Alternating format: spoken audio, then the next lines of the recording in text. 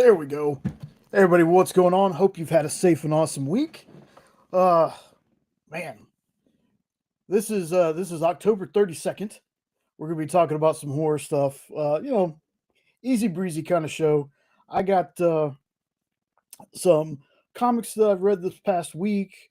Then we're gonna get into some horror comics, horror movies, and I'm gonna kind of do my kind of review on Ed's pick that he won on the wheel, which we are going to have the wheel again. I added, what did I add? I added Department of Truth. So let me know when you're in the room so I can add your name to the wheel. We'll spin the one wheel to see who wins the spin for the book that I'm going to read. But read Superman Speeding Bullets. Can't wait to get into that. Going to have a little bit of non-spoilery talk about it. Welcome to Derry. It's going to be a fun time. I got some Kickstarters that I want to throw out real fast, and I got a guest. So we're going to bring him in pretty soon. So I noticed this one and had to check it out. SWAT Cats. Now I'm going to be super honest. I remember liking the cartoon as a kid. I don't remember. What's up? Pretty sure that's Nope. Or maybe it's Ed. It's one of them. It's both of them.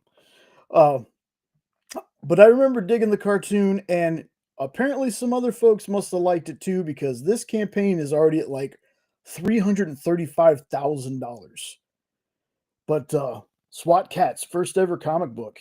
Like I said, I dug the cartoon, but I don't remember it. I don't remember it that well. Like, I remember certain aspects of it.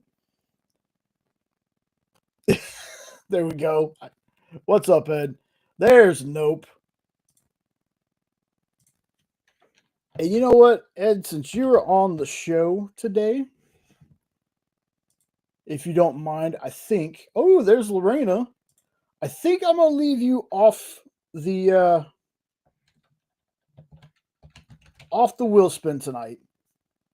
Just for tonight, just because knowing my luck, I'm going to put your name on it, and the next thing you know, it's going to land on you again.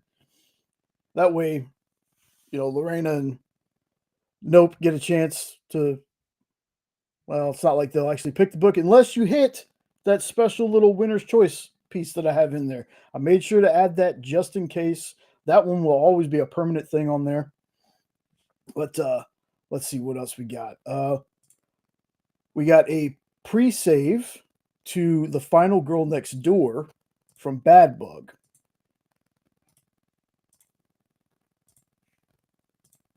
And let's see. Poor Kate can't catch a break.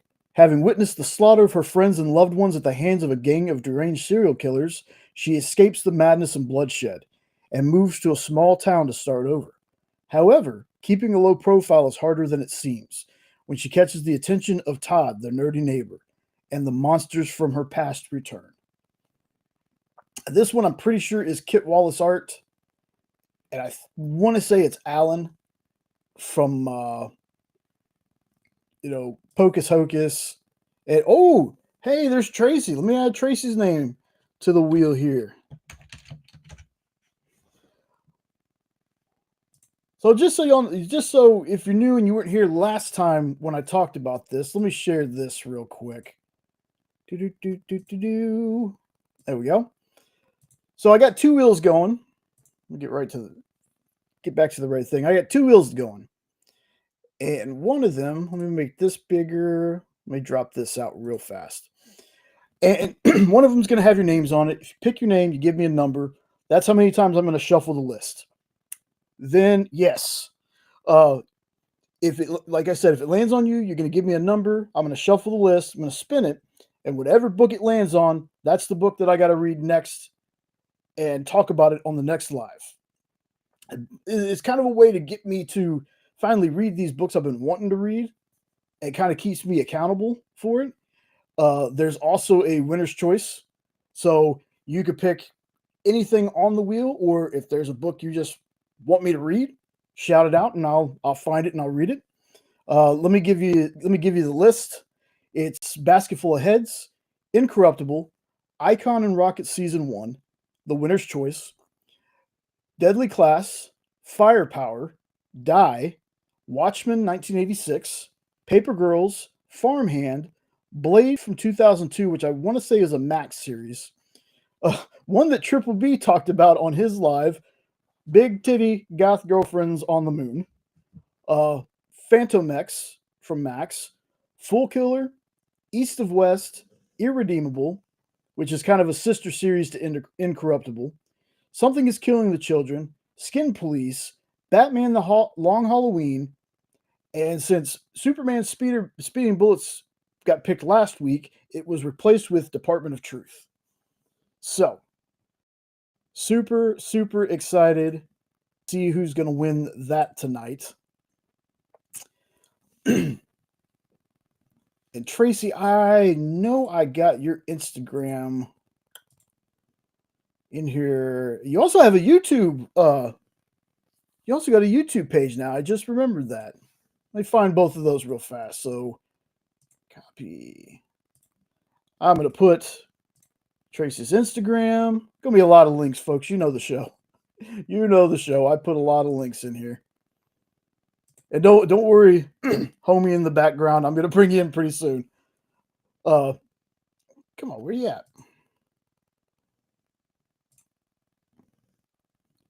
Where you at?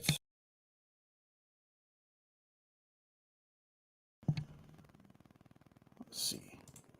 Home. There we go.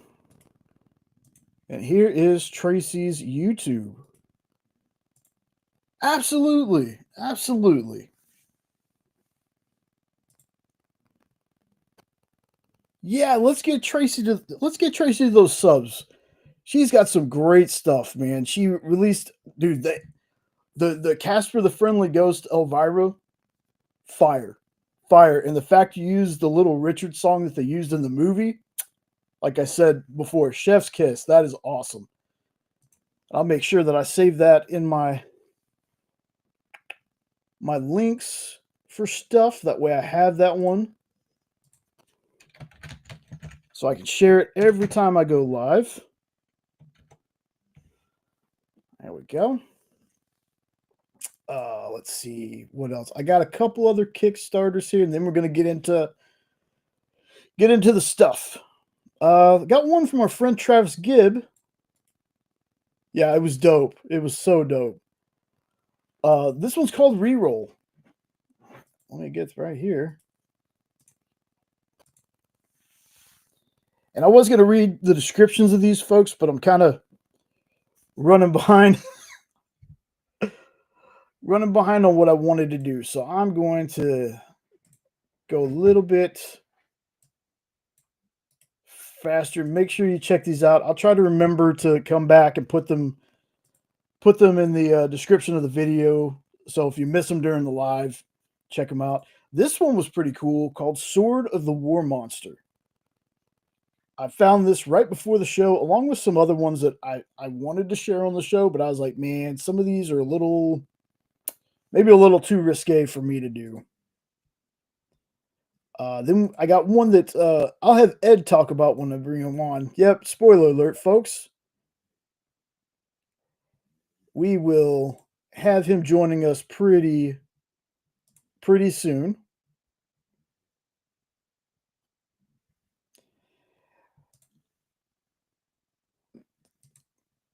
No, hold on. There we go.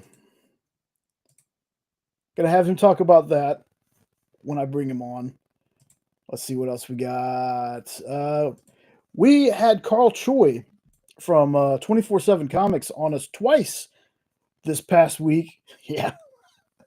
On the experience, we had him on Monday night for Best Coast Comics, and then he showed up a little bit last night on the art show with Nick for the campaign he's pushing that's done by Daniel Wu and Sean Chen, called Evermind. Some of the art in this campaign, folks, it looks amazing. They even did a Kpop Demon Hunter homage cover. Oh, it's so good. It looks so good. Be sure to check that out. And let's see. Last one I'm going to share is another one from Dynamite. That's it's a Thundercats and Friends WB comic mystery bag. So if you're into mystery packs and stuff like that, make sure you check that out. A lot of cool stuff going on over there. And without further ado, let me go ahead see if he's ready.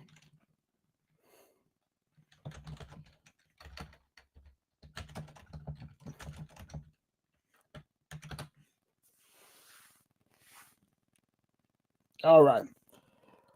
Let's bring on one half of the Weirdos, our brother, Eddie Von D. Happy Halloween the 2nd, everybody. Exactly. Hail Hydra, good to be here. Oh, good to have you, man. Oh, it's been a minute, hasn't it? It has, but awesome you could stop by now. The Fangoria one, you're the one you found that. Yep. Uh, do you remember what it was? I mean, Yeah, it's amazing is what it is. It's like a Fangoria, or as my mom put it, Fangoria. She loved making it sound like a disease, but it's a compendium that's going to be over 300 pages long, and you can get in on the digital that gives you all 344 issues in digital format with PDF downloads of every single issue for $10. So if you can't afford, the big ones, the real hardcovers, you can get in on this really cheap for the PDF side, and it's just I found it yesterday. There's still 25 or 26 days left. If you want the book, I believe the book starts at 80, and if you want the numbered ones, they start at like 150 because there's some limited editions with like sleeves. You can get them signed for 200. But what caught my eye is the PDF because you don't usually get a whole compendium digital for $10. That's crazy. yeah, And you can get like the deluxe ones that includes all the different things and for like 20. And it's like, dang. But you can get it all as one compendium instead of each issue. The $10 is you get access to all 344 issues, yeah. but you Wow. can get access to the actual compendium all in one file for 20. And it's like that. I saw that and I was like, if I'd have saw that before Halloween, I'd have made a video on this one. But I might still do one because there's horror's a year-round thing. Hi Tracy, good to see you.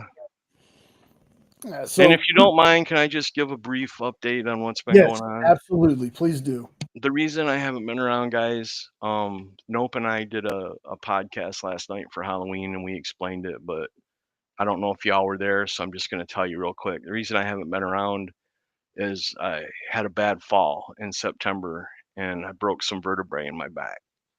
So it's going to be a long, grueling process, but slowly but surely, I'm at least able to join. I didn't want to be on camera tonight because I wanted to be laid back with a blanket and just be comfy. So I didn't figure y'all'd want to see me in my jammies, but hey, whatever. So I'm just joining audio, but hopefully, in the next few weeks, the Weird Dopes will be doing more lives and you'll see me more on here and hopefully things get back to normal. But any thoughts, any prayers, any love you guys could send my way, it's going to be a long fight for me and I would appreciate the support. So thank y'all. Hell yeah! And if you want the jammies, folks, that's going to be behind a paywall sometime soon. So speaking of weirdos, I want to let you talk about that before we get started. You guys are my hosts, my co-hosts on this thing. We're brothers in arms on these channels. So please tell me what's been going on with weirdos because there's been some amazing things, but I want you to talk about it. October and Halloween has really blown up our channel, and I was hoping to get 100 subs by Christmas, and we're at 141 right now. And when October started, I think we were at like 68. So all of the little Halloween videos that Nope and I were making and putting out really helped the channel take off. And we got one right now that just crossed 27,000 views. And according to the analytics, that video brought us 28 new members, just that one video. So it's still low. We're still small, but it's exciting. And it's been something for me to take my mind off of things and to keep me, thinking about Halloween, even though I couldn't do anything for Halloween. And it's just been fun. And I appreciate y'all's support. And again, kudos to Hydra and Jay for kicking us off and being our mentor and guiding us along on how to do things. Because without my brother Jay here, we wouldn't have a channel. So thank you, Jay. Love you, brother. Appreciate it. Love y'all too, man. Like I said, I'm always going to be that one if anybody wants to, want to collaborate or have help or ask me questions or just need some kind of guidance. I'm always here for that, man. I've always said that YouTube is a big enough space for everyone. I love helping other people out. I'm so glad. Like, I don't know.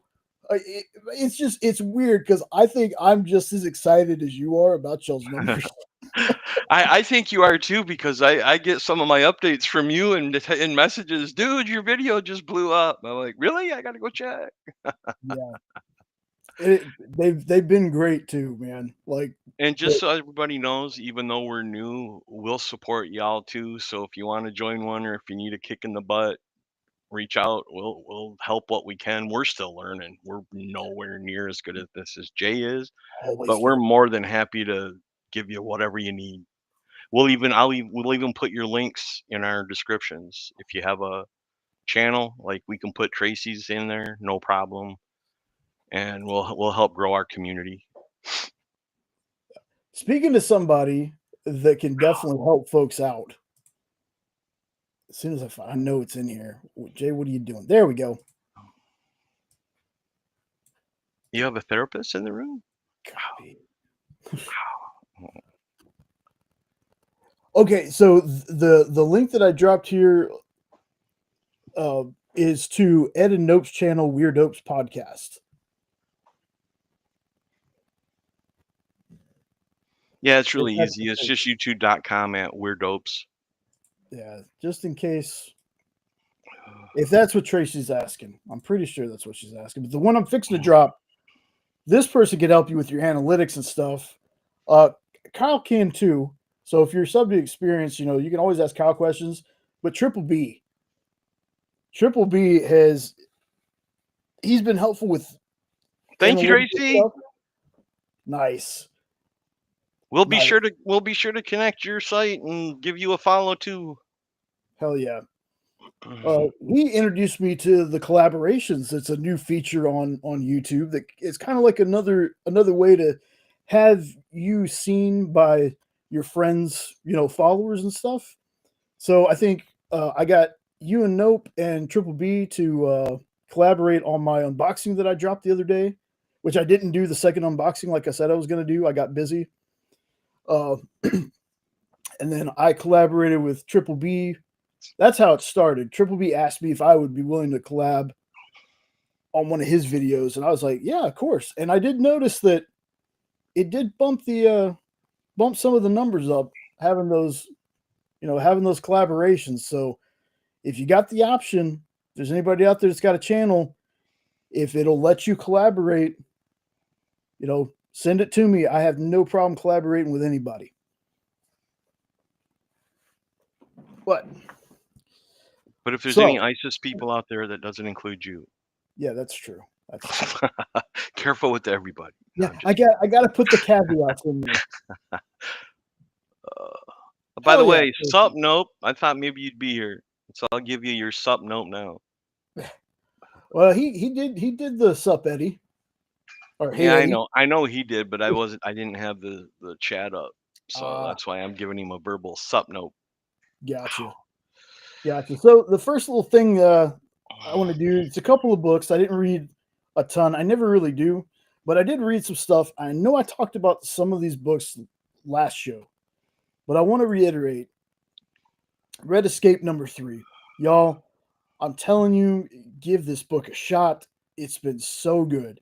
3 issues. My non spoiler review on this whole series, it's anthropomorphic animals set in like a World War II setting.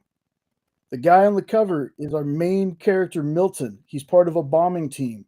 The first issue is like action, action, action, action the whole way through. Second issue is a flashback issue that works. And I loved it. Got to the third issue. The third issue has barely any dialogue, but the art tells a story. It's suspenseful, it's tense. It's so good. This is a Rick Remender, Daniel Acuna book. Just give it a shot and let me know what you think. Because again, I am finding myself more and more just like, okay, I cannot wait. As soon as I finish the last page of this third issue, I was like, I wish #4 was out right now. I am really digging this book. This might make my one of my top books of 2025, depending on where it goes. You know, if it still has my attention by the time the year's over, I think this is going to make my top list. And when I say top, it's not like it's very weird with my top lists because I don't want to say that #10 is like my least favorite, #1's like the best. It's just it's weird because Sean's been trying to get me to do a best of list. I'm like, but there's so many comics. It's so hard to narrow stuff down to just 10 books. But we're gonna try something, and if we Just do, to this is gonna be clarify, on my list. just to clarify, did you Mhm. say top list or topless? Well, what did you hear, Ed? You know what I heard. I know exactly what you heard. Top list. Oh, okay, okay. Trust me, nobody wants to see a topless Jay and Sean doing their list of comics. Then why'd you start an OnlyFans? Well, that's feet pics. That's totally different. And here I signed up for the premier membership. Well, yeah, this book has been tremendous, y'all. If you haven't checked it out, give it a shot. You might dig it as much as I do. Along with this next book, Immortal Legend Batman #3. Now, I've heard before, and I appreciate and I respect the opinions of others, but some people have said if you read if you've read Power Rangers, if you've read Radiant Black, you know, you've already read this book. To which I'm like, I'm fortunate enough that I haven't read any. I own one Power Ranger book, and that's only because my buddy Frank Gogol wrote it. But this this book has been tremendous. It might be sacrilegious to some. I've actually been enjoying this one a little more than the Matt Fraction Batman book. Like the Matt Fraction one is good, but there's something about this one. Maybe it's that Elseworlds. Maybe it's because we have this awesome version of like. I mean, it's not really a spoiler because he's on the cover, but the first issue was Two-Face. Second issue was Bane. This issue is Riddler, and they're so good. Like, if you haven't checked out Immortal Legend Batman and you like that sci-fi kind of vibe, like they're out in space, they're on like planet Gotham, all this craziness. If you're into Elseworld stories, I think you'd actually dig this one too. So give this one a shot. I've been having a lot of fun with it. Sean read the third issue before me. He goes, dude, I hope you get to read this pretty soon. And I did, and I was like, man, what a fantastic issue. So yeah, Immortal Legend Batman. It's too small. That's what she said. Hold on. Kyle Higgins is the writer on this. So excellent. Batman fan, Elseworld fan, Power Ranger fan, or the Radiant Black stuff, which I need to read. I've always been interested in it, just haven't read that yet. I think you'll dig this. You're either going to be like, it's too much like those, or you're going to be like, no, it's right up my alley. So let's see. Wow, the next one I read might look familiar to someone on here right now. I read The Closet today. Oh, nice. Congratulations. Now, I liked it. I really liked it. I did. Mhm. I guess I was I was expecting something a little different, and by the near the middle of issue 2, I kind of guessed where it was going, but it's still really well done.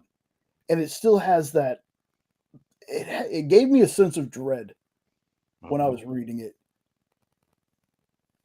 So, definitely not bad. Not saying that at all. It's just I was expecting something different. It didn't go the way I thought it was going to, but again, I still ended up liking it. It's really quick 3-issue story, and the more I think about it, like it's the humanized part of it that I could see from a child's perspective that makes it good. There you go. That's exactly how I read it. Yeah. And that's what I dug about it is that it might have been a little predictable, it might have been a little tame, but it was different and it made you see it in a different way. And when it comes to horror and comics and movies, I appreciate different instead of remaking, redoing, rehashing. So Yes. that's why this one holds a soft spot in my heart. I love this series. For being 3 issues, it's a good solid story, it's a complete story, it's an easy read, it's a fun read, and it still gives you the chills, like you said. It's a Mhm. creep factor. So Yeah. I'm glad you got to read it, man. Yeah. Finally read it. But I did like it. I did like it. I wouldn't mind reading it again, to be honest with you. I think this would be another cool little maybe Netflix movie or something. Yeah. It'd be fun. Yeah. Yeah. I could see. I could definitely see something like that. Oh, and by the way, if Lorena spins the wheel and gets Paper Girls tonight, I'm gonna die laughing since I got Superman last week. That'll be just too great. That was so funny. That was so funny to me. Like I was laughing when that happened. So I was like, Hi, "Is Ed, Lorena. Ed gonna hit Paper Girls?" No, he hit Superman. So the next one I read was one that I talked about being excited for last week. The Return to Sleepy Hollow. I really liked this. I really did. The art's a little not my favorite kind, but nothing that's like took away from the story for me or whatever. The art is kind of like what you see, and I'll make this cover a little bigger. What you see on this cover is the art inside. I'm not the biggest fan of it, but it's not like a complete turn off or anything for me. But this was really good. And it feels like, and it probably what it is, it's it's a continuation of the movie. Mhm. It's years later though. Years and years later. Without getting too deep into spoiler territory or anything, Ichabod has pretty much said that what happened at Sleepy Hollow was caused by mass hysteria. So he doesn't believe anymore that what happened in Sleepy Hollow, that he was there and witnessed, happened. Now they've left Sleepy Hollow. Him and I cannot remember the woman's name that Christina Ricci played in the movie. They had left for New York. The Christina Ricci character, that's what I'll call her, ends up moving back to Sleepy Hollow to take care of things, and murders start happening again.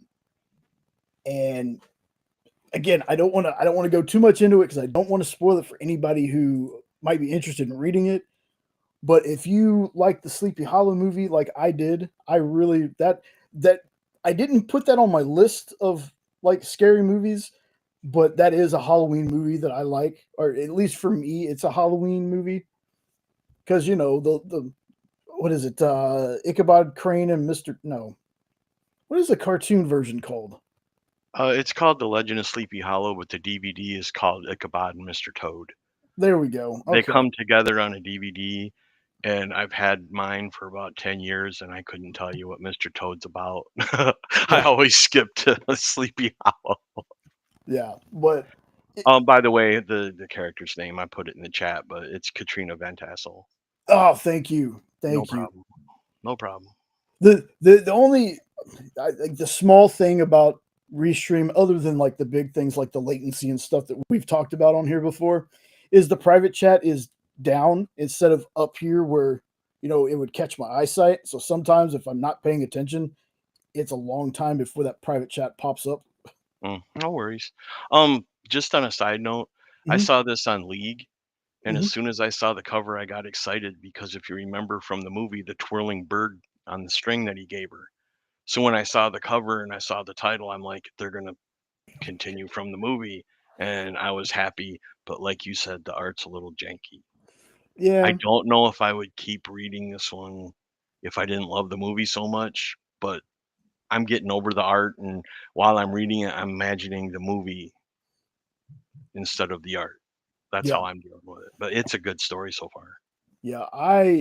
Like I said, for some reason, ever since I was a kid, when it comes to Sleepy Hollow, anything Sleepy Hollow, I dig. I love the movies. I'm digging this first issue of the comic, and I'm already digging it. Miss Jen actually read this for in stores, or not in stores this week. Geez, now I'm doing it for a minute to skim it this Mhm. past Tuesday, and she said, and I'll tell you the same thing. If you start reading it and you're afraid that Ichabod's not in the book, don't be. That's not, to me, that's not a spoiler because again, he's on the cover. I Mhm. know that comics sometimes do that weird thing that I don't like, where you have characters on the cover that aren't in the book. But he is there. It takes a little bit to get to him, but I'm really, really excited for issue 2 of this. So it's very rare for me to read new books. Like it usually takes me a month sometimes to read Mhm. ones, except for like Escape. Escape, I got to catch that one as soon as it drops. Um, but I really dug this one. I think they did a great job. And another new book that I read. Come on, where are you at? You're not gonna do Yep. anything. What are you doing here? Skin Breaker's up there. I don't Yep. know what you were. Oh, I'm It was probably showing freezing Skin on my Breaker. side then. Oh, yeah, it was there, but now you're back to Sleepy Hollow. There it is. It's on. Up and on my screen, yeah, on my screen it went to. Uh, that's another thing that's weird, folks. You never know when you're the one that's messing up because you look fine on your screen, but Well, anyway, Skin Breaker when number you have two. the weird one on your show, weird things are gonna happen. So, It's always weird. Skin Breaker number two, folks. I've said it before. I'm a huge Robert Kirkman fan. I knew I was going to love this by the first issue. The art in it is fantastic. David Finch does the art. It's amazing. Now, I think once again, I think this is one Sean got to read before I did. But again, when I read it, the story shifted to I again, not one to spoil anything. You think it's going to be a certain way, and next thing you know, you're reading it, and it's like, oh, okay. So this one is there's this tribe, and they have a chieftain, and when the chieftain gets too old, or if anybody wants to challenge the chieftain, they can issue a challenge, and it's a uh, combat to the death. It's a duel to the death. Whoever wins, they're the new chieftain. The old chieftain obviously is killed. Um, we get to this one. We ended the first one where these two are going to fight. We continue the fight in this one, and then some a swerve that I don't know. It's one of those things. I thought the book was going to go a certain way, and it's not. I know that's super duper vague, but again, I don't want to spoil it for anybody who might be interested in checking this out. If you're a Kirkman fan, this book, I'm telling you, it's gonna be fire. These first two issues for me, and again, I'm biased. Uh, I really, really dug it, and I cannot again can't wait for issue 3. There's some of the newer stuff I'm finding myself. Like I said, I literally just said I don't usually read newer stuff, but some stuff that's coming out right now is just like okay, I gotta read it. I can't wait. I can't let it get collected like I usually do. I gotta read it now. And this is another one of those stories. Um, this, which is good because I talked about the Savager book a couple weeks back. That one should this number 2 for that one should be coming out this coming week, and I'm excited to check that out and talk about that because that first issue was bonkers. But Skinbreaker by Robert Kirkman and David Finch. I now is it too early to say it's going to be another Walking Dead or Invincible? Absolutely.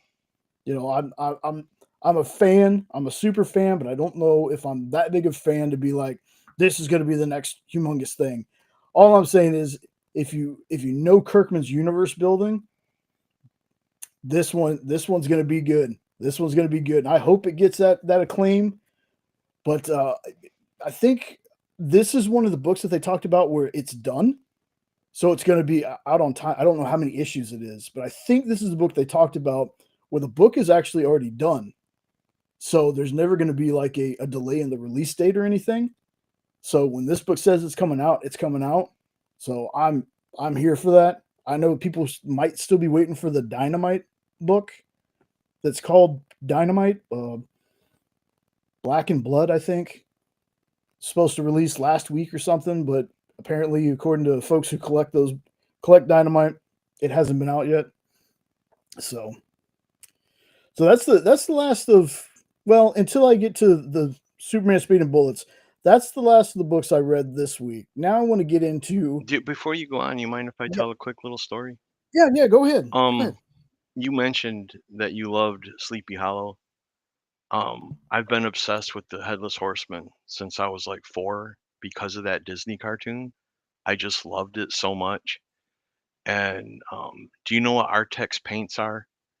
They're paints that used to come in what they would call a paint pen, but they looked more like a tube of toothpaste with a tip on the end, and you would squeeze them as you colored.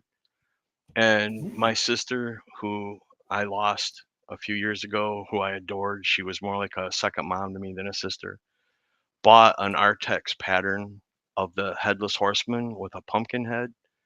And her and I was only 4, colored it together. And that was like my favorite Halloween decoration. Now, mind you, I was only 4 and I'm shimma shimma now, so it's been a few years, and it had gotten lost. And about a year before she passed of cancer, it just like out of the blue, I found it, and I now have it like hanging up on my wall again, and that's just a cool little thing after it being lost so long for me to be able to find it. And if you don't mind, there's the picture. We colored that together. It took us about probably a month or more. Are you seeing it? Oh yeah, But this it's like is almost as old as I am. We colored that together when I was 4. that is awesome. And now I roll it up and I put it in like an art tube. You know how people have those plastic tubes that they put like art in? I keep it in that so that it's waterproof. Unfortunately, the Elvira that you saw, I lost in the basement flood. But but at least I got that. And I'm glad that I got to share it with Carolyn before she passed. Look, we found it. And that's pretty awesome. That's awesome. CJ, thanks for stopping by. Hey man, I got your name on a wheel. If if it lands on your name, will you go ahead and give me a number? I'm gonna I got a different wheel with a bunch of books on it that I'm gonna shuffle with whatever number you give me. Then I'm gonna spin the wheel, whatever it lands on, that's what I'm gonna read for next week. So if you're still here, if you can just drop me a number in case you win. And everybody, you can go ahead and do that just in case you got to bounce later. Give me your number and I'll write it down. Okay. And I know it takes like a full year before comments come through. One of these days, I hope they fix that. That's my only. Jeez, 69, bro. Uh, uh, my biggest complaint was StreamYard, and I'm gonna go ahead. I'm gonna go ahead and say it. Maybe one of them will watch it. The latency between the chat and the live, like I don't mind 8 to 10 seconds, but sometimes it's 30 to 60 seconds, and I don't know if that's something on my end, but I know a lot of people have a problem with it. So, Well, just so you know, stream, on my end, it's like 2 seconds tonight. So it's really really good right now. Because okay. you Well, said 69 before I could get back from the YouTube window to our window. That's like, oh wow, that went fast. 66. 66. Oh, I'm gonna have to shovel this thing 66 times, man. Come on. That's what she said. You know what? Jesus. 6, 7. Oh God. You know, 77 is better because you get 8 more than Oh, 69. oh Jesus. I'm writing it down. Hey, Dude, if you really CJ gonna do wins, it? yeah, if CJ wins, I said pick a number. If CJ wins, I'm shuffling this thing 66 times. So be prepared. And Lorena wants 67. So it No, looks like you're. Lorena wants 6, 7. Oh, oh, oh. You get your clicker finger ready. 6, 7. That's another joke that's never gonna die.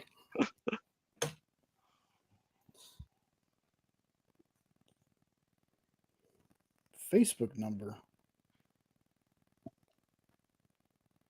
Yeah, you know how on your Facebook it gives you that long number after your name if it's showing your at it would be like, you know, Eddie Von B underscore 649239 or something.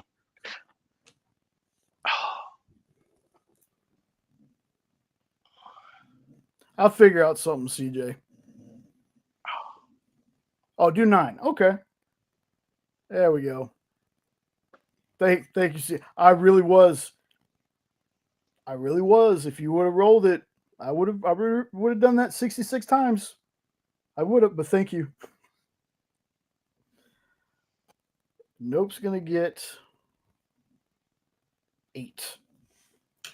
A lucky guy. 27 seconds for Nope. It's just Don't know, man. Weird. like I said. Hopefully one day that'll be fixed because I hate feeling like people think I might be ignoring them, but it just takes forever for your message to get through. And I'm writing 6, 7 down because I might be like, maybe I'll do 6, maybe I'll do 7. So I'm writing that down. So we are going to go on now to the scary books, scary movies. These are all mixed up. It's still 2 seconds for me. It's almost instant. So I don't know what the deal is. Maybe it's different people's. Of course, you know, Nope's running an 8086 Tandy 1000 with 2 gig of memory in it, so that could have something to do with it. It might. It might. I didn't want I'm to just shame. teasing, Nope. I'm just teasing. Yeah, I didn't want to shame Nope for his laptop, but come on. Oh, I will. God knows he shames me enough. No. So we're gonna get into some of the books. Oh, thank you, CJ. I just messing around. We're gonna get into scary books, scary movies that we like or that I like, and Ed, by all means, chime in with any because I know there's so much scary stuff out there, folks, that I'm pretty sure I forgot some of the If most basic ones. I don't know if my back will let me go till 4 AM if you get me started on Oh, horror movies. that's true. Don't worry, folks. This isn't gonna be a 16-hour stream like it normally is. Joke's on you. I'm on my phone. Oh, okay. His little flip phone. I forgot about that. The flip phone. He's got a Nokia still.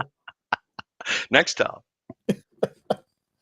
So we got 30 Days a Night, beginning of the end. Now again, for some people, the art in this book is kind of a turnoff.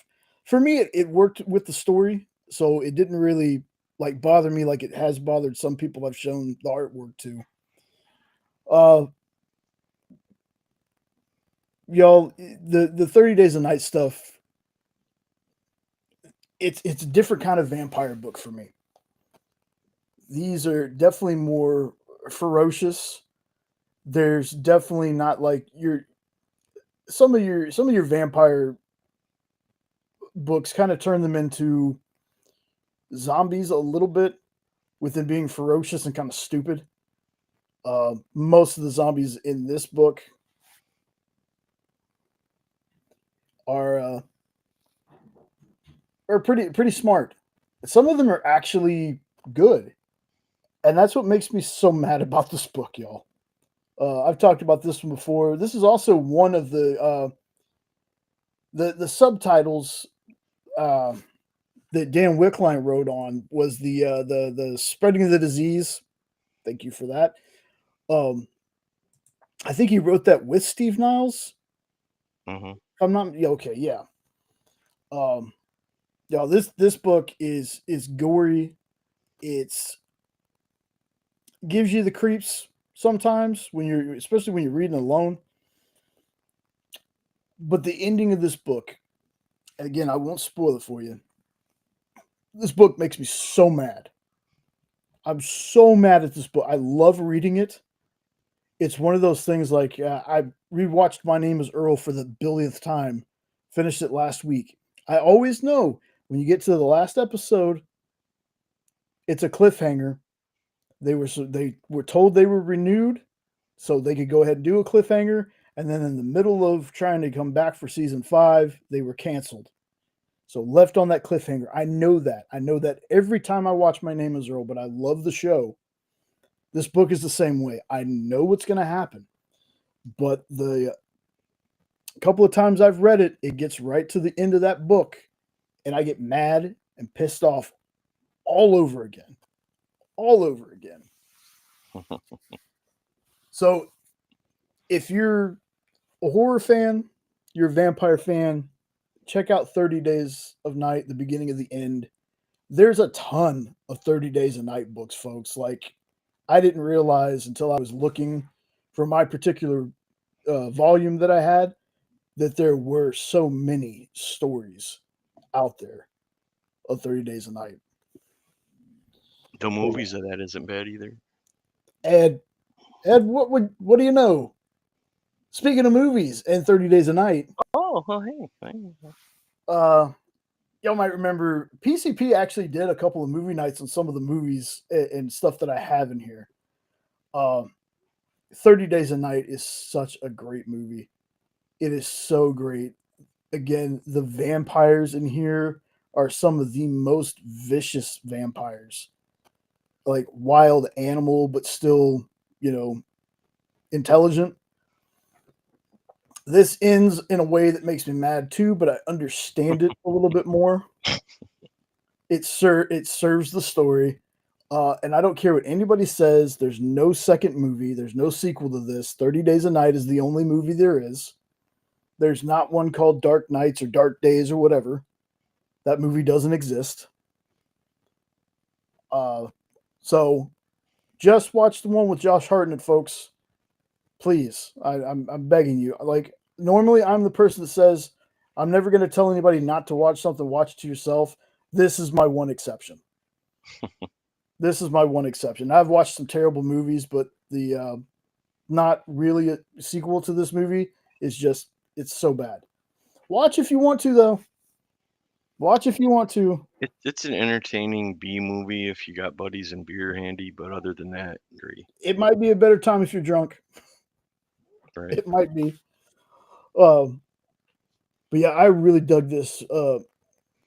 Manu, and I always want to say it's Benet, but maybe it's Bennett. Manu Bennett, who played Crixus. Let the dog shake a little bit. Who played Crixus in Spartacus, and who was also Deathstroke in the Arrowverse. He's a fantastic character in this movie. You got Danny Houston, who it took me forever to connect the dots that he's Angelica Houston's brother. And their dad is John Huston, who's like a famous director. He's terrifying. Like the first time I saw Danny Houston personally was in American Horror Story Coven. He was the Axeman, and he terrified me in that. But watching this, it makes the Axeman character. And Axeman is based off a real murderer back in the 30s or 40s around the Louisiana area. I think that was the time it was. But his character in this is just the most horrifying vampire I think I've ever seen. When you say that, you're reminding me of Billy Gunn, the wrestler. Billy Gunn, the one, the badass. Yeah, he was called the Ass Man. The You said Axe Man. oh, I was like, I immediately thought of Billy Gunn. I close know enough. I'm 12. I can't help it. Close enough, man. You're close enough. I knew what I was getting into when I said it. Hashtag blame the pain meds. Blame Right. pain meds. Yeah, but again, and it's terrifying. Now, here's the thing. I didn't put it on this list, but I'm gonna tell you right now. My favorite vampire movie of all time is John Carpenter's Vampires. I That's love my you, Jay. that's my favorite vampire movie. I love you too, brother. That is my favorite. I love everything about that movie. I love the acting. You have a person that was in this, and I never remember the guy's name, but he was also in Sons of Anarchy, like William Boone or something like that. I think is the actor's name. Somebody correct me if you know, but he's in 30 Days a Night, but he was also in John Carpenter's Vampires. I don't know why I don't know the actor's name. I'm usually good with actors' names, and I like that dude a whole lot. But he's in John Carpenter's Vampires too. And man, like I said, this is close though. This movie's close for me. But then you got stuff like Lost Boys, which I love. Uh, but yeah, John Carpenter's Vampires. If y'all have never watched that, you really really need to. My goodness, like that one is just so good. I'm horrible with names, you know that. Mhm. But what character are you talking about? Because I got the cast pulled up. Oh man, he's part of the team at the beginning. He's the one who first answers the door when they're in the hotel room celebrating after destroying the Oh, nest. He's jeez. he's got the long frizzy hair. Mm, I I want to can't say his place name his was face. Bobby in Sons of Anarchy. Hmm. Like it's like a three-part name, I think. I don't know why I keep going back to three-part. Robert Louis Bush. Uh,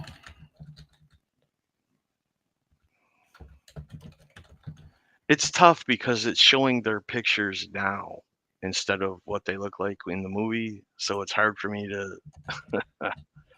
but sorry, I tried. you did. I'm just gonna bite the bullet. Mark Boone Jr. Oh, him. Yes, Yeah. Mark Boone Jr. I knew there was Boone in there. I just couldn't remember. Mark Boone Jr. though, man. Vampires is the one movie that my wife and I watch together because we both love it. And it's my favorite John Carpenter movie. So I like that one. Wow, that's actually high praise right there. Well, I don't count Halloween. That Oh, okay. that's on another whole pedestal. You know that. Gotcha. Gotcha. Oh. Like my Superman. I got you. Well, there's horror movies and there's Halloween movies. Ah, So my horror movie for his would be vampires. But yeah, Halloween is like the golden standard. You know that. I'm not gonna go start on that. For me, it's yeah. the holy grail. Unholy grail, I should say. The unholy grail. Yeah. But yeah, again, one day I'm just gonna have like a vampire weekend. So Have I'm you gonna ever seen Stephen King's original? Nightfire. No, the Oh, okay. original Salem's Lot. Oh God, I might have. It's It been. got Hutch in it from Starsky and Hutch as the main good guy. Hmm. Dude, if you haven't seen it, it's a 4-hour miniseries, but it is the very best vampire movie I've ever seen, and it was released to TV. It's amazing. The graphics, the effects, and it came out in I think it was 79 or 80, Ooh. and it still stands today. And I still watch it and love it. And it's got the creepiest scene in the world where this kid vampire floats up to another kid's window in the fog and just starts scratching on it with this big grin on his face and saying, "Let me in." Dude, when I was a kid, that freaked me the hell out. The curtains were closed that night. But it's a good watch. Yeah, Sorry. I'm definitely gonna check that one out too. Because, like I said, I have a Vampire Weekend, and some people might actually get that joke. It's a band name. Uh, so let's see what I got, because these are kind of small, so I can't remember what exactly I put next. Philadelphia. Oh my goodness, Rodney Barnes greatness. I love Rodney Barnes. He'd been on the Experience when I first started doing lives. Talking with Miss Jen. I think he talked with Henri when Henri had his interview show. He had been on when we had Black Comics Universe. Such a nice guy to listen to and talk to. And this guy is just, he gets horror. He loves horror. He also has written Army of Darkness 1979 for Dynamite. He had done the I think, what was it, Batman Dark of the Moon or something like that, Dark Moon.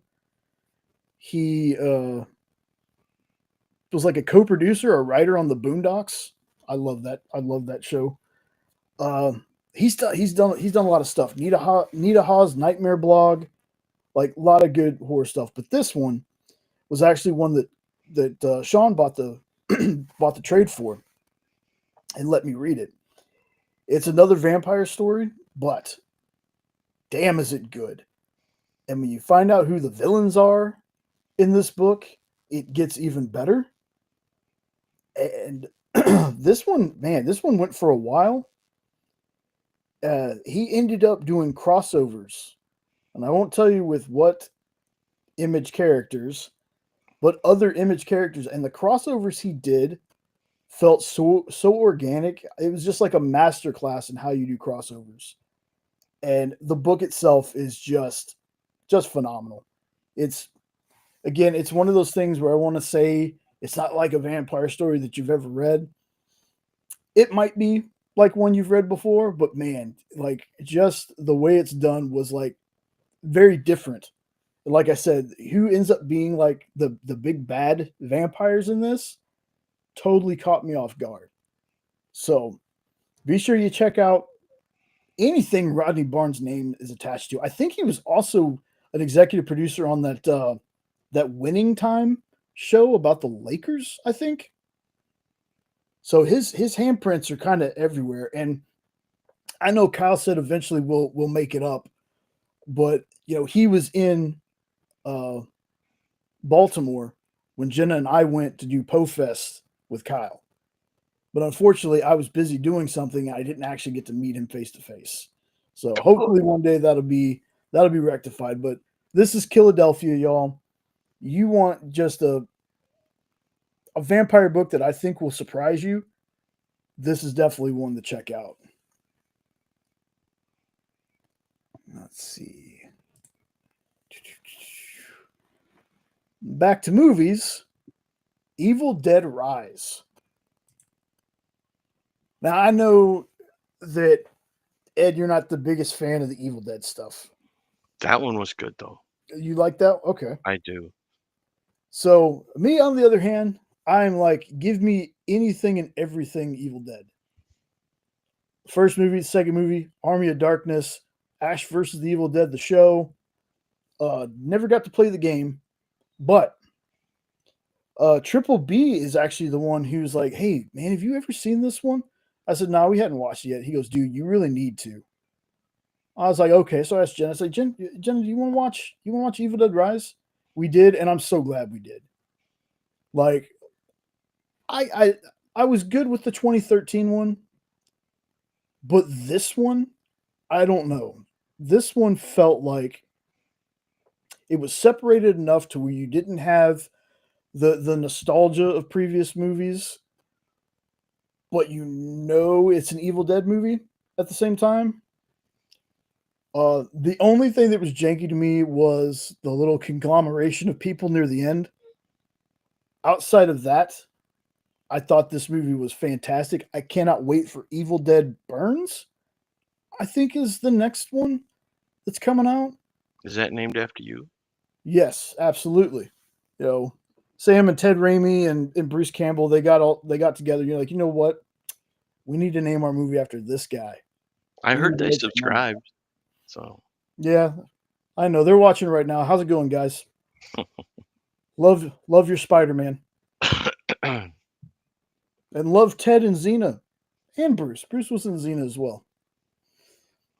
Um, but yeah, this movie was creepy. This movie was oh, you want to talk about not really a happy ending? This movie was it. Like, holy crap, the things that happened in this movie, I was like, anybody I was rooting for, I was like, nope, I better make like Game of Thrones and just realize anybody and everyone can die. But we really enjoyed this one. So make have sure you if you, yep, have you ever watched The Mist by Stephen King? yeah, Best ending ever in a movie. I love the ending of that movie. I I loved it too, but I was kind of like, it's one of those things where they changed the ending because the original ending isn't like that or something. I've never read the book Mm, or the short story or whatever it was based off of, but the mhm. movie itself, man, that's another one where it's just like it's just it's dread. It just you just have this feeling of nothing is there's no happy ending here. It's Revenge of the Sith all over again. It, the ending of that movie made it more realistic for me. Yeah, Instead of, the happy, joyful, you get saved at the end. It doesn't always happen. And I love that movie. That's one of my favorite Stephen yeah. King movies. Thomas Jane is incredible in that one. Oh, absolutely. And half the cast of The Walking Dead is in that movie. Yeah,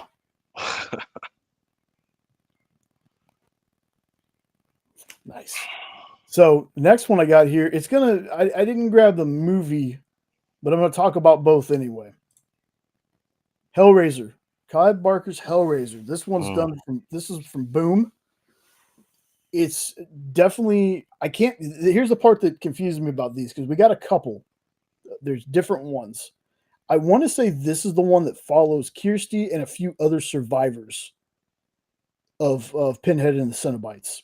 hmm So this one again, gory, bloody, creepy. Now, the books are fantastic. They really are. The movies, though, I got to talk about the movies for just a second. We started doing a little mini marathon. We were watching one or two a night. Now, first one to me is always the one. Second one to me is like right on the level with the first one. Third one, the only thing that really gets me is the weird ass Cenobites that get made in that one. Uh, fourth one, I know is panned by a lot of people, but I actually enjoy it. Then we start getting to the ridiculous ones that it feels like you could take Pinhead and the Lament configuration out of it and still have a movie. Starting with Inferno, it just feels like the next three feel like Tales from the Crypt episodes to me. That's You could have fair. you could have taken them out. Uh, we stopped at geez, which one did we stop at? Deader. We stopped at Deader with the cult. Uh, I'm trying to convince Jenna that we might as well watch the rest of them. This all started because we rewatched the Hulu Hellraiser. That to me felt like going back to original Hellraiser. Aside from having the female Pinhead, which there was a female Princess of Hell, but I know that some people were like, "Man, I get it," but this one felt more than these last couple movies that we watched. That one felt, "Hey, what's up, Phable?" That one Hey, felt Fable. a bit more like a Hellraiser movie. Speaking of which, want to pop back real fast. So we were talking about 30 days a night. There's only four hell. Maybe I feel the same way, but I have to watch the next one because Baby Cavill is in it. I have to just because Baby Cavill. I got to see Baby Henry Cavill. Mm. You guys in your cancel culture making movies disappear, shame on you. By the way, there was never a Twister movie. It was a dream. Yes, I know how you feel about Twister. But so 30 Days a Night. I was telling this when Robbie and them were doing it for PCP movie night. Was it Robbie and them or was it no, it was Phable. It was actually Phable that was doing that. That's what it was. It was on Fable's channel. They were doing it. They had Castle and a couple other folks. That's what I get mixed up. They were doing 30 Days a Night for Horror Fest. And I was like, every time I watch 30 Days a Night, there is a Tales from the Crypt episode called Comes the Dawn that is set in Alaska that is basically, to me, feels like the same premise. But I always watch that episode after I watch 30 Days a Night.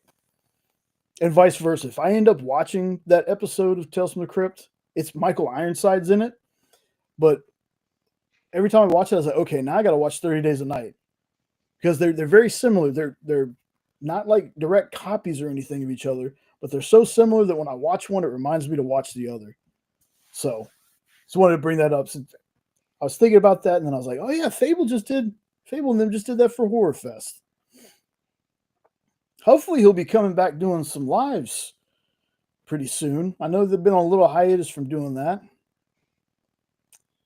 So the next one is another comic.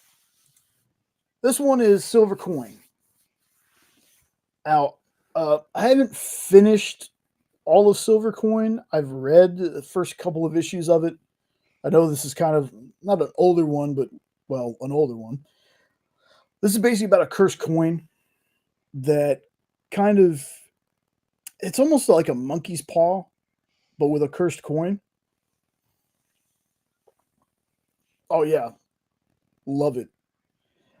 So like, if you're like the guy on the cover, I think wants to be a famous guitar player, he gets that, and then horrible stuff happens, and then the coin makes it to the next person. So it's a really good horror anthology. This at least the first couple of issues I think are Chip Zdarsky and Michael Walsh, which I didn't put that on the list, but Chip Zdarsky's Cap run been fantastic. I've been reading that one too. I don't think there was a new issue out. I think last time I talked about it was the last time there was an issue. But again, if you're into horror anthologies, which I really am, I like horror anthologies, and I'm a person that also likes when they don't connect, but I also really like them when they do connect. Like, is it really an anthology if they don't connect, though? Is that still the same thing? Do they have another word for it? Are they all anthologies whether they connect or not? I don't think they all have to necessarily connect. I think anthology just means independent stories, and then whether or not you bring them together at the end. But I'm not 1,000% sure. Well, you know what? That sounds good to me. Yeah. But yeah, that's Silver Coin. Now going to the opposite of movie wise, this is the one that got talked about on PCP movie night. I love this movie. 10 stars. 10 you digs. The Monster Squad. Oh, I love this movie, y'all. This is, I'll tell you a little story. So, long time ago, I was walking into a Circuit City. Circuit City doesn't exist anymore, by the way. But I was walking into a Circuit City, and they had this Blu-ray flat screen setup going on. This is like when Blu-ray players were real popular. And they had Pirates of the Caribbean playing. I walked in, and I didn't know this at the time. This is how I thought Blu-rays looked, but it looked like a soap opera. It didn't look like a movie. So I was like, I'm never going to get a Blu-ray player. I'll get a flat screen TV, but Blu-ray player, if that's how they make movies look, I don't want it. That just looks like soap opera. Come to find out, it's like a option you can choose called like blur or something. But so I broke down on a Black Friday many, many, many years ago. Got a flat screen TV and got a Blu-ray player for like $20. So I was like, okay, you know what, whatever. My friend at the time got me my first Blu-ray, which was The Hangover. The second Blu-ray I got was the first J.J. Abrams Star Trek. The third one I ever got was this movie right here. I have loved this movie since I was a kid. I first saw it. Oh God, I want to say I was seven or eight, maybe. Uh, it was just, it was so cool. I wanted to be like the kids in the movie. I kind of wanted to be Rudy, even though to me Rudy was a great character because it shows you that you could be the cool kid. It's still that might be what it was, Fable. Like I said, like when they showed this thing off, I was like, that doesn't even look like movie. That looks like literally how soap operas look.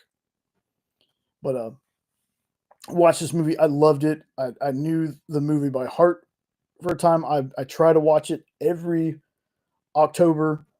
If I don't watch it every October, I'll pick another time. I can watch this movie anytime. Basically, what I'm saying.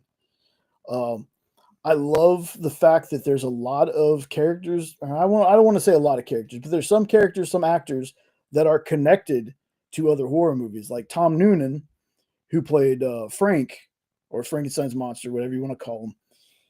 He was also I can't remember the killer's name, but he was in Manhunter, the 1986 Manhunter, uh, kind of pre Silence of the Lambs. He was in that as the bad guy. Uh, Sean's dad, the cop, was in Amityville 1992. It's About Time. And then you have not necessarily horror, but you have John Grease, who was in Real Genius and Uncle Rico in Napoleon Dynamite.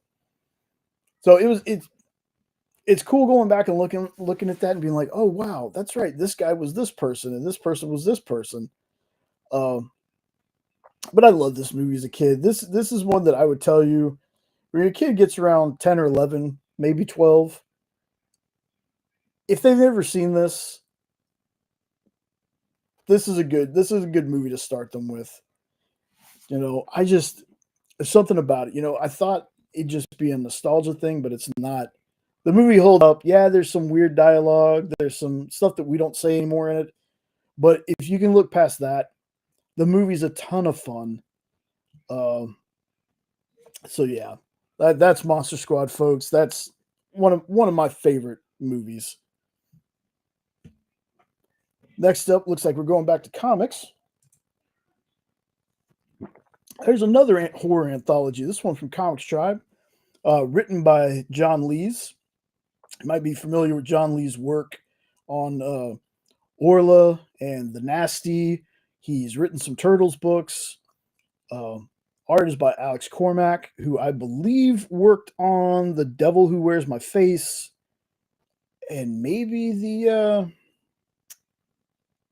oh man, there's a couple other things he's worked, but they've all worked in mainstream comics. So you've probably seen their work. John has also done Hotel or Hell. I never know how to say that damn book. The series by AWA Upshot. He also wrote Crimson Cage from AWA Upshot, which is also a very great horror / Macbeth kind of wrestling tale with pro wrestling, like the 80s territories pro wrestling. Fantastic book. But this one is a horror anthology that takes place in Glasgow, in a little suburb or city called Sink Hill. And this is one of the yes, Fable, 100%. We have the first two volumes, and then we have a ton of the little offshoot stories. In fact, we just backed the campaign just ended for Sync the Halloween special. We got Dig, a Sync tale. Dig is one of my favorite anti-heroes that's been created in comics. Yeah. Yeah, 100%. Crimson Cage is so good, and oh my god, Hotel. That's another dude who can write some horror. He can write some horror. This one, I mean, it's got clowns in a blue van kidnapping people, turning them into clowns. It's got so much good, and this is an interconnected thing. Like you might not think some of this stuff is connected, but in the end, it turns out that it's all connected. Again, fantastic series, y'all. Comics Tribe really puts out some killer books. Check something real quick here. All right, so moving on. Did I do another comic? Yes, I did. Freddy versus Jason versus Ash, the Nightmare Warriors. This is a Wildstorm Dynamite. I want to say, let me make this a little bigger here. Oh, hell yeah, Phable. 100%, man. I'm right there with you. So this one is, it's been a while since I've read it. I have read it. There's been so many theories about Jason and Freddy actually being deadites, and it's crazy. There's a whole lore behind the lore with some of this stuff. But again, if you're a fan of any of these characters, this was a really fun read. Like to have these characters interact for one thing was really great. But the book itself is really good. It kind of slept on, I think. If you can find a copy of it, pick it up, give it a shot. Don't have a whole lot to say about this one. I mean, the title should say it all. Freddy versus Jason versus Ash, the Nightmare Warriors. Fantastic. Speaking of Freddy, Nightmare on Elm Street. Y'all, I've said this before that when I was a kid, my parents pretty much let me watch most movies. Here was the exception. And the reason this was the exception is because I started having nightmares. I was very young.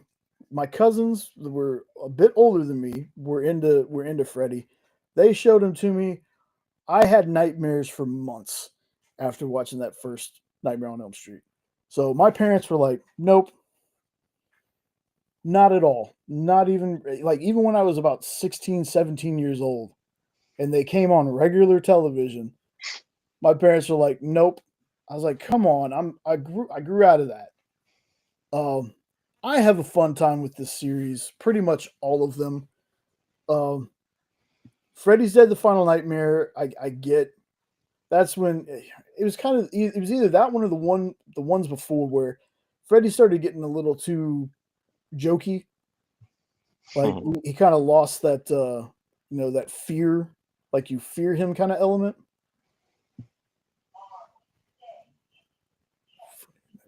Yeah, exactly. Exactly. And to me, I still enjoy Freddy's Dead. I think Wes Craven's New Nightmare was one of my favorite ones. It reignited my that part of my brain that was like, you're not a kid anymore. This stuff shouldn't bother you. But that Freddy was freaking terrifying. That one got me. That one got me. No matter how old I was at the time, I don't remember when the movie came out, but that one got me, and I was like, okay. And then you have Freddy versus Jason, which there's there's a split kind of divisiveness with when it comes to that movie. Yeah, Freddy's Dead was good. I enjoyed it. Um, people either really love it or they really hate it. I was like, y'all, if you would have read some of the scripts that they were trying to do, I think this was the best thing they could have done. There was going to be one script where Freddy kills some girl's boyfriend, and the boyfriend comes back as Jason, and he like drives a Camaro. There's another one where you have this cult called the Fred Heads that resurrect Freddy. Like, there's a lot of weird stuff. And it's so sad that the movie was actually pretty successful. Yes. Creeped me out. Creeped me out at the beginning of that movie, Faye. Um, like it was a successful movie. Whether it was like panned by people, it made money, and they were going to do. There was plans for a sequel. There was going to be Freddy versus Jason versus Ash. But then the Ash character got dropped, and then it was like versus Pinhead versus Chucky. Like there was going to be some weird battle royale with the horror movie characters that they were thinking about doing, like a battle royale that took place in hell, and all the characters that they could get the license to were going to be in it. Like it was, there was some crazy stuff that were going to happen, but unfortunately didn't pan out. And then, you had, and this is definitely no shade to Jackie Earl Haley at all. I love Jackie Earl Haley. I just was not a fan of his his Nightmare on Elm Street. Uh, yeah, Freddy versus Jason was phenomenal. Nightmare Saved New, yeah, 100% it did. It really did, and I don't know, like the reboot again. Love Jackie Earl Haley. Didn't like the direction they went with the character. There's a lot of people that'll tell you, well, there's a file or there's some on an Easter egg where it says Freddy was a CM, but the CM, I want to say this is coming from Robert Englund, meant child murderer. It didn't mean the other M. Right. So I didn't really feel a connection with Jackie's, Freddy. Like there was no kind of, I don't know. There just wasn't a connection with that one. I didn't really dig the way he looked. Like, I don't know. But then we had the God, years before, I think they had the Friday the 13th reboot, which I that like one that was one. I that, like that one. so did I. I had the unrated version of that, and oh wow. The beginning of that movie. Anyway, uh Anyway, a trivia question yeah. regarding Cable's comment there. Hmm. Do you know what the nickname of New Line Cinema is? The official nickname? It's the house that Freddy built. Oh, That's their nickname, and Robert Englund is like that's what they all call it behind the scenes is the house that Freddy built. Which did you mention about his Star of Fame yesterday? no, not yet. I was actually kind of wanting you to Oh, take okay. over that. Well, since you're talking about it now, yeah, Robert Englund on Halloween Day got his star on the Hollywood Walk of Fame, and it was so cool because he got his picture taken with the star and he laid his glove on it, and that was just awesome. It's long overdue. Oh, so much, man. Like, you know, yeah, Freddy is one of his most famous roles, but he's been in a ton of stuff that, of course, V. Most of us know him from V Amen. before he was Freddy, right? Yeah, Yeah. yeah, yeah. Because when they announced that Willie from V was going to be in a horror movie, everybody was like, "What? The goofy little weird guy?" Yep. And he hit it out of the park. Of And course, he then started as a leaf collector. for We all know. Halloween. Yep. Yep. Yep. Thanks to you, I do know that. Then, he went on to do some other horror movies. Like he was in Hatchet. He was one of the people that gets murdered in Hatchet. Phantom of the Opera. Oh, That I love his Phantom of the Opera. it's Um, phenomenal. oh, dude. But again, I'm a weird person that, much like Sleepy Hollow, I love all the different Phantom of the Operas. There was one called Phantom of the Mall, Eric's Revenge. There was one, the musical one. I can't remember the name of it. There was like a musical kind of Paradise Hotel or something like that. Paradisia. Can't remember the name of it. Like, but he was fantastic in that one. And then the Mangler. I don't know if anybody's ever seen the Mangler. Um, it's back. I guess back when there was a shop. It was women doing laundry and stuff, and they had a press machine, and the press machine was like evil and would like freaking eat people and stuff. Like it was crazy movie. But he was awesome in that. And then we had, oh my goodness, there was 2001 Maniacs, I think. It's That's what the movie was called. It's like there's comics for that too. 2001 Maniacs, and they use the likeness of Robert Englund because he played the governor or something in that. Um, that one's just nasty. It's nasty, but if you can get through part of the nasty parts, it's actually a pretty fun movie. It's like over the top gory. Yeah, just like Hatchet. Hatchet is another one where it's like, man, like people get messed up in that movie. Messed up. And while we're on the subject of him, let me pop back up here real fast. Because Nope did me a huge favor. And he sent me this. Good call, Phable. You are absolutely right. I forgot about that. Yeah. I killed his dad.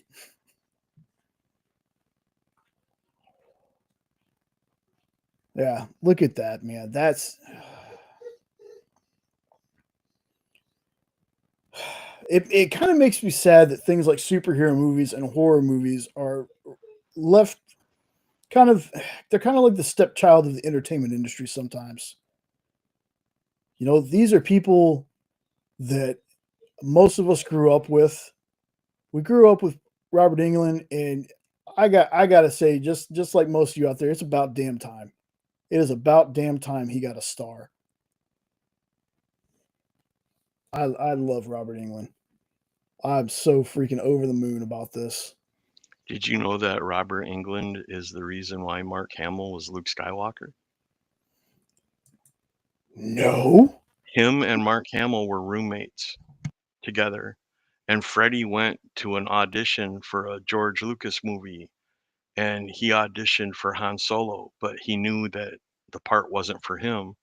But while he was there, he noticed one of the parts was for Luke Skywalker, the young Jedi, and he came back to home. And when Mark got back to the apartment, he told him, "Hey, they're doing a movie down there that I think you would be perfect for. You should go audition for it." And the rest is history.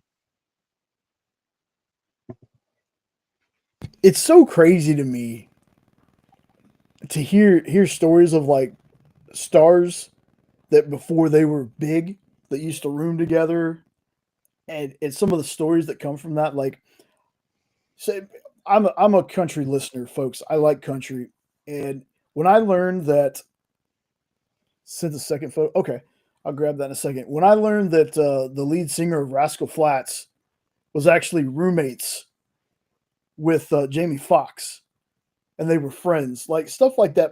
I'm like, but they're just people, and I don't know why stuff like that blows my mind, but there's just well, that's not the right one. Can't show that one. Where's this? There we go.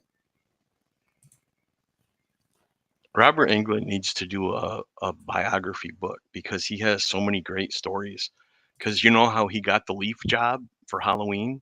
Hmm. He was in the same apartment building with John Carpenter, and Carpenter was just trying to throw a movie together, and he asked for hands, and he thought it might be a way to get his foot in the door of a movie, and that's how he became the Leaf Collectors. They were in the same apartment building together. Isn't that crazy? That's nuts. That is nuts to me.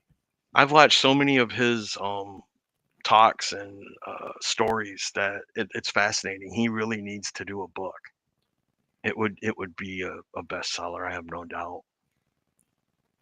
I can't remember where I saw it at, but I know Never Sleep Again is a fantastic fantastic documentary. Uh-huh. Like I love watching stuff like that. Like there's there's one for Monster Squad called Wolfman's Got Nards, Imagine that. and it's so good. I love watching stuff like that. Like when I was a kid, you couldn't sit me down to watch anything semi-educational, but once I was like, oh, they make documentaries about stuff I actually like. It was kind of over, and I was like, oh wow, they made one for Freddy. They've made like a bunch of different horror ones. I always love watching those. That Mark Hamill story, believe it or not, he told that on an episode of Comic Book Men where they had him guest star and give Ming Chen a signed glove because A Nightmare on Elm Street was Ming Chen's favorite movie. And that's where he told that story, was on that episode of Comic Book Man. Oh, it's so awesome. So When he told that, I was like, what? So Freddie gave us Star Wars too? This dude, he needed that star, man. Yeah. Long overdue. So much, man. So much. So you got the Friday the 13th I keep saying Friday the 13th, Nightmare on Elm Street franchise, but I do love a lot of the Friday the 13th movies. There was a TV show that had nothing to do with Jason, but I watched that. I watched the Freddy's Nightmares TV show when I was a kid. Wasn't supposed to, but I did. But yeah, there's one I want to say of the Friday the 13th movies that I wasn't a particular fan of. And it was when they aged up Tommy Jarvis and sent him to the camp with the other mentally unstable kids. Oh, yeah. And unlike Season of the Witch, which is an enjoyable watch, this one movie that had no Jason in it whatsoever, nope. I can skip it. I don't have to watch it. Yeah, I know. Oh, hold on just a second. Who's this handsome man? What's up, brother? Phable. What's up, brother? Hey, how you doing, man? Shit, man. Wanted to hang out with you guys. Hell yeah. Awesome. Good to have you. What? There we go. So, man, how's it been going? Shit, man. Chilling, man. You know, Halloween out with the kids yesterday. Had a great time. Now we getting ready for the big feast. Ooh. What were the kiddies dressed up as? My middle child was I think it's from Five Nights at Freddy, Montgomery Gator. Mm. And the little one was Buzz Lightyear. Oh, cute. That's awesome. That's awesome. So y'all are done. You're done with Horror Fest, correct? Like 30 Days a Night was your last. That was my last one. Yeah. So you gonna be part of Action Fest? Yeah. I'm doing all the fests. We're even planning a new one, Sci-Fi Fest. Ooh. Yeah. That's coming in February. Awesome. That sounds awesome. I was so bummed, Phable, because I missed a lot of Horror Fest from being in the hospital and stuff. I didn't even know you were in the hospital, dude. Oh yeah, I fell and broke my back. No shit, you okay, man? No, I'm not okay, but I'm dealing and I'm staying positive to get a recovery going. Hopefully I'll be in physical therapy and learn how to walk and stuff again. No way. Oh man. But sorry yeah, to hear that, dude. Me too, but I'll be doing some rewatches of your guys' stuff since I'll be bored for a while. So but yeah, I was really bummed to miss Horror Fest. All my healing prayers, everything that I could possibly send your way. Thank you. So you could get better, man. Hell yeah. Thank you, brother. Appreciate it. So, Phable, you got any, other than the ones you covered, you got any favorite horror comics and movies that you like to watch around this time? Or just any time in general? You basically covered all the great ones. You know, my first horror movie that holds a special place in my heart is Evil Dead. I love the Evil Dead. The Evil Dead 1, 2, Army of Darkness. I mean, that trilogy of movies will always be like near and dear to me. The Freddy Krueger movies, absolutely love Nightmare as well. Freddy got comedic after a while, but people forget how scary Nightmare 1 and 2 was. Like, I remember I used to like tell my cousins, I used to say, hey, let's watch Nightmare on Elm Street, and like half of them would be like, nope. We're not doing that. It was like, oh, you cowards. So I used to kind of be alone in watching those movies, but yeah, I love the Nightmare series. And my favorite like horror villain guy is Pinhead for sure. Hellraiser. Yeah. Hellraiser is like, especially the first one. It's so freaking good. It's so good. But yeah, man, I you know me, I'm a horror head. I've always been since I was a little kid because I had my mom. You know, she was like a single mom, so I was the one that she dragged along to all the horror movies that she used to watch. And back then, they didn't give a damn about the maybe the psychological impact that these movies might have had on us. That we just weren't thinking that way. But I love her. I love her for it. She gave me a love for something that stays with me to this day. So yeah, man, I always watch anything really horror. I'll at least give it a shot. 100%. So let's see. I got a couple more on the list. Then I got some stuff that Jen and I watched the last couple of days. I'm going to talk about. See this one. This one was super interesting. This was a comic I read not too long ago. Jason versus Leatherface.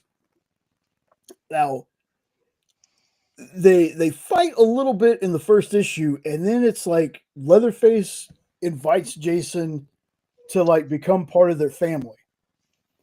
But then something happens and all hell breaks loose. So again, this is a Topps comic. Like, how many Topps comics do you see out there? This one though, again, it's just a good read. It's Jason's it feels Jason and Leatherface are very out of character, but they do it in a way to where you're not like, this book is bullshit. It's a fun read. It's a good read. Like I said, threw that up on the list. I did have the Friday the 13th franchise on here. I forgot I did pick that up. Again, it's one of those. There's only one that I skip. I can watch the rest of them. I think my favorite little scene, other than Jason X when he takes the sleeping bag and beats the one girl over with the other girl that's in the sleeping bag, is the Jason takes New York, or takes Manhattan, and they're on the roof with the boxer, and the boxer's just lighting him up, and boxer starts getting tired, and Jason just boom, one punch mans the dude's head right off, and it lands in the trash can. Like, that scene always cracks me up. A lot of cool kills. A lot of cool kills in this. A lot of interesting kills. Again, this is a movie that I enjoyed the remake a lot more than the Friday the 13th one, or the Nightmare on Elm Street one. Damn. This is also a cover that gets homage to hell in comic books. Like, there are so many comic homages to this cover specifically. But again, it's Friday and Nightmare kind of neck and neck with me. And then, you got Hellraiser and you got all the other franchises. But these two seem to be the ones that have, I believe these two have the most movies. I think they do. Those two have the most movies in all of them. I'm rewatching Friday right now. It's funny that you bring it up. Oh, cool. Yeah. Where you at? I'm up to part 4. But I'm not a big Jason head like a lot of my friends are, but I still enjoy the movies because they're a lot of fun. It's all about the kills. I mean, it's all about how these teenagers get whacked one by one. But I found it interesting because I was like, damn, I forgot how Jason got his mask. How did Jason get the Jason mask, right? Mm-hmm. And part 3 is like, I think part 3 is like the biggest lore. You know what I mean? Like, it adds a lot to the Friday lore because he gets his mask in 3. He also gets that big ass cut that he has on the mask in 3. Yep. So I found that so interesting rewatching it. Like, all the Jasonisms comes from this fucking movie, part 3. Yeah. Let's see. So that's last on that list. Now here's some stuff. That's a very good point, Ed. Why don't you go ahead and tell the folks what that is? I was taking my meds. Oh, Sorry, that's why I typed it. oh, okay.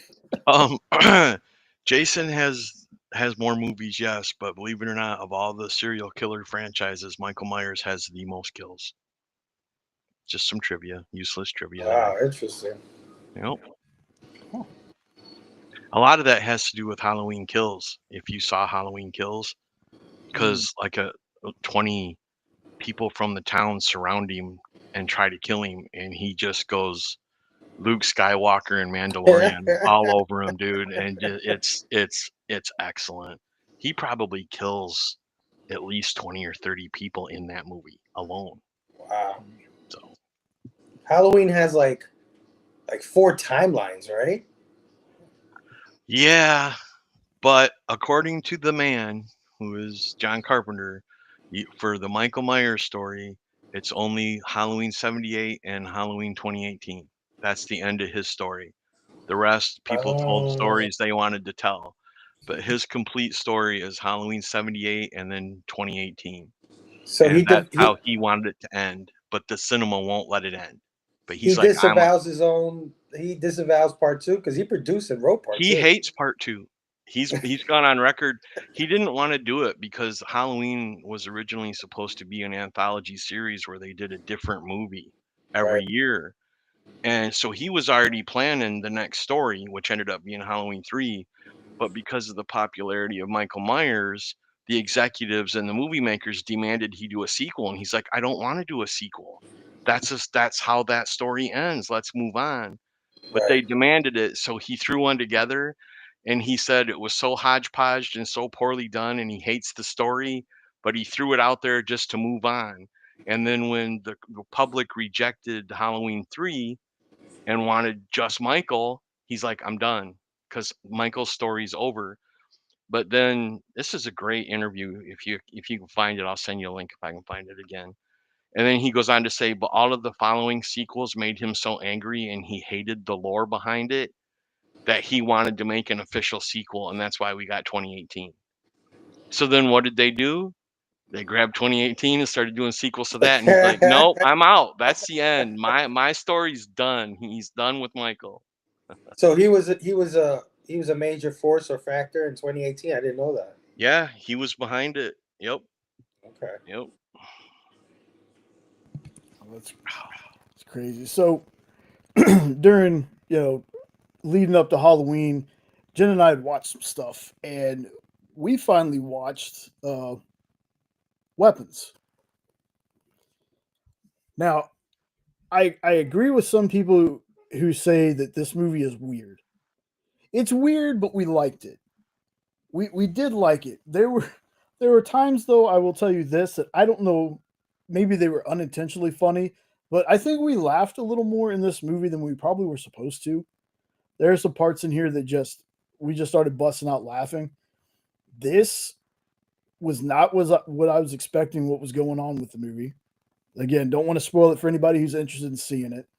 I've never seen Barbarian, so I think this is my first like introduction to this director.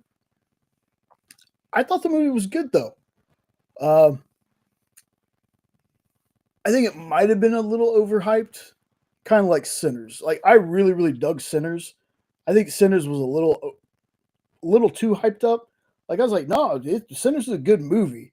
I don't think it's one of the best movies I've ever seen though.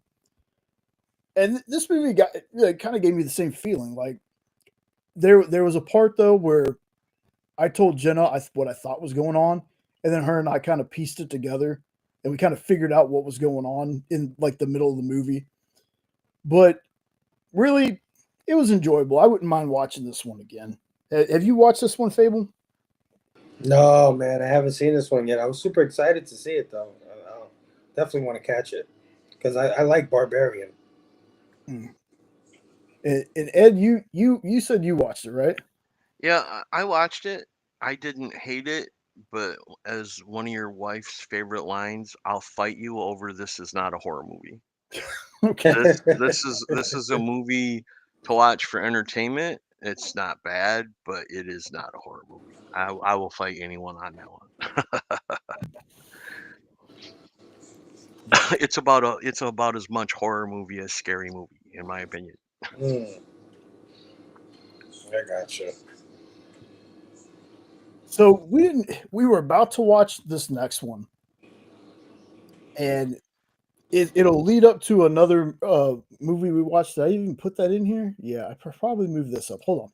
So we were going to watch the classic, the miniseries. It's now put together as 3 hours and something.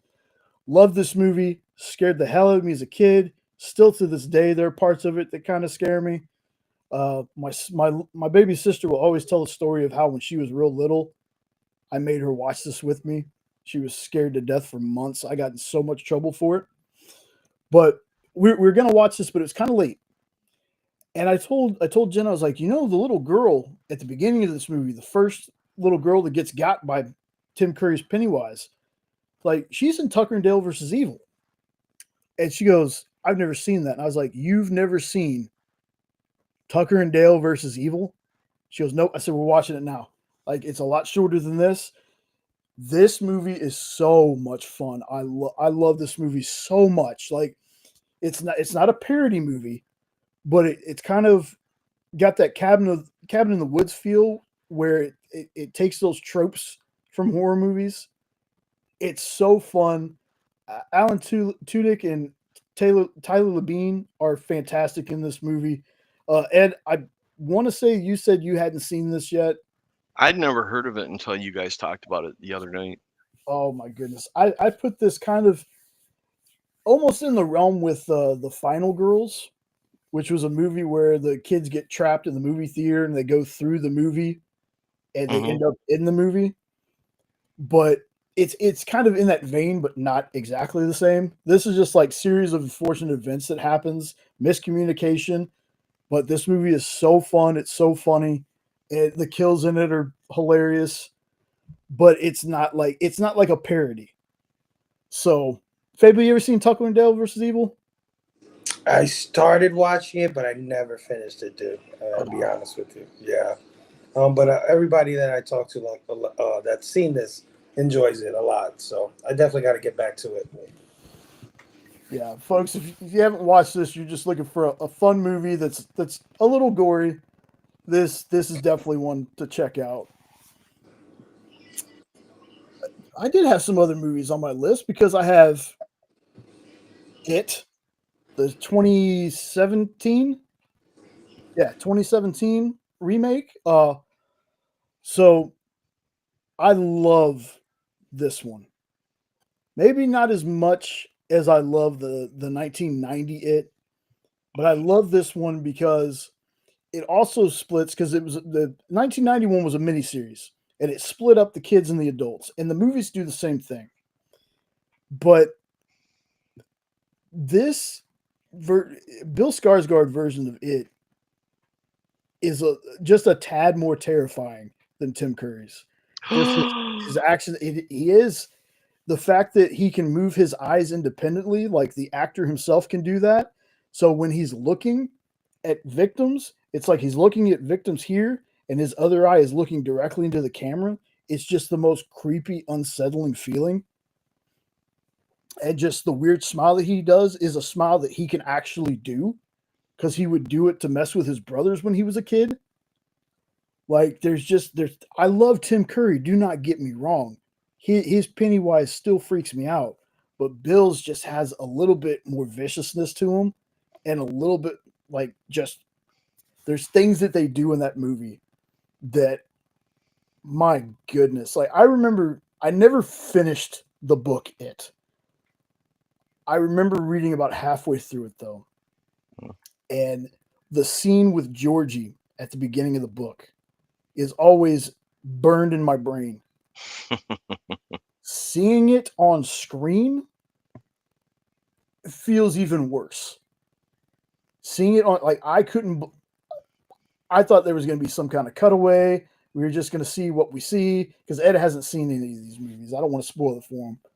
But when they show you what happens, holy hell, it's so good. And, I like the second chapter. I like it. But much like the 90s miniseries, I always enjoyed the kids part of it more than the adults for some reason.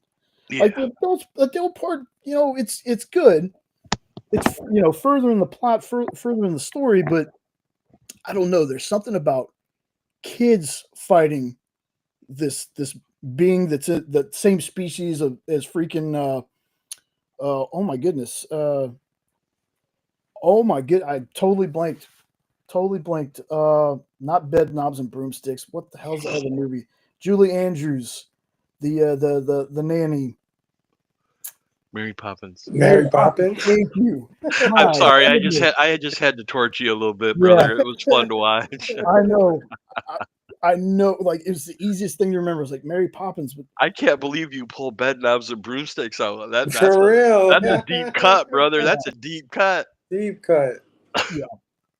Well, I am a bit older than I look.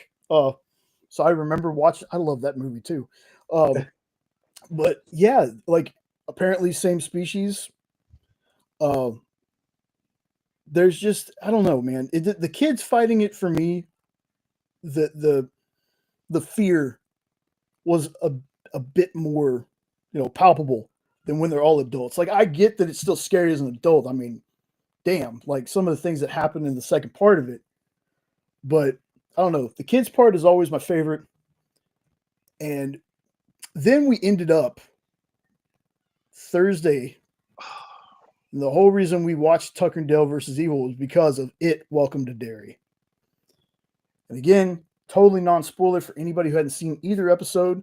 We got lucky because we watched the first episode on Thursday, and then on Halloween last night, they actually released the second episode.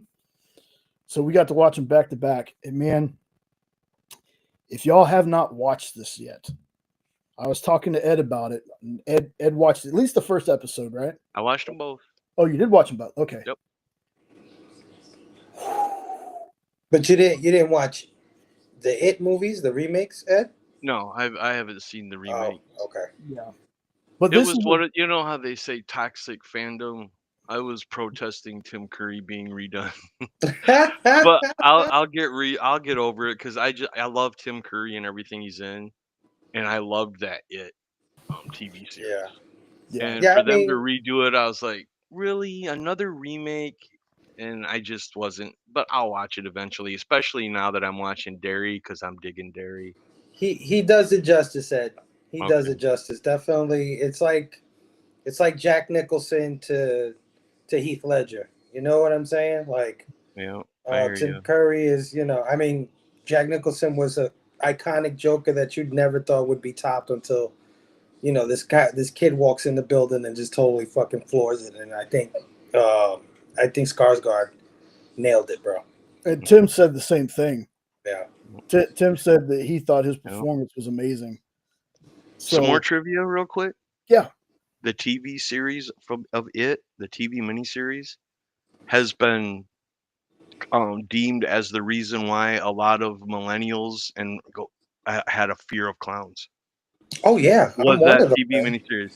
Because a lot of people, I always, I never put it together, but I know at least 10 people that are like in their 30s and 40s scared to death of clowns. I'm like, I don't get it. I grew up loving clowns, Bozo the Clown, blah, blah, blah. And then when I saw that, I was like, oh, duh. They probably watched it as a kid and it scared the hell out of them. Yeah. So I was one of them. I'm definitely one of them. I never looked at a clown in any type of scary way. I mean, I used to love going to Ringling Brothers and Barnum and Bailey, McDonald's, Ronald McDonald, you know what I'm saying?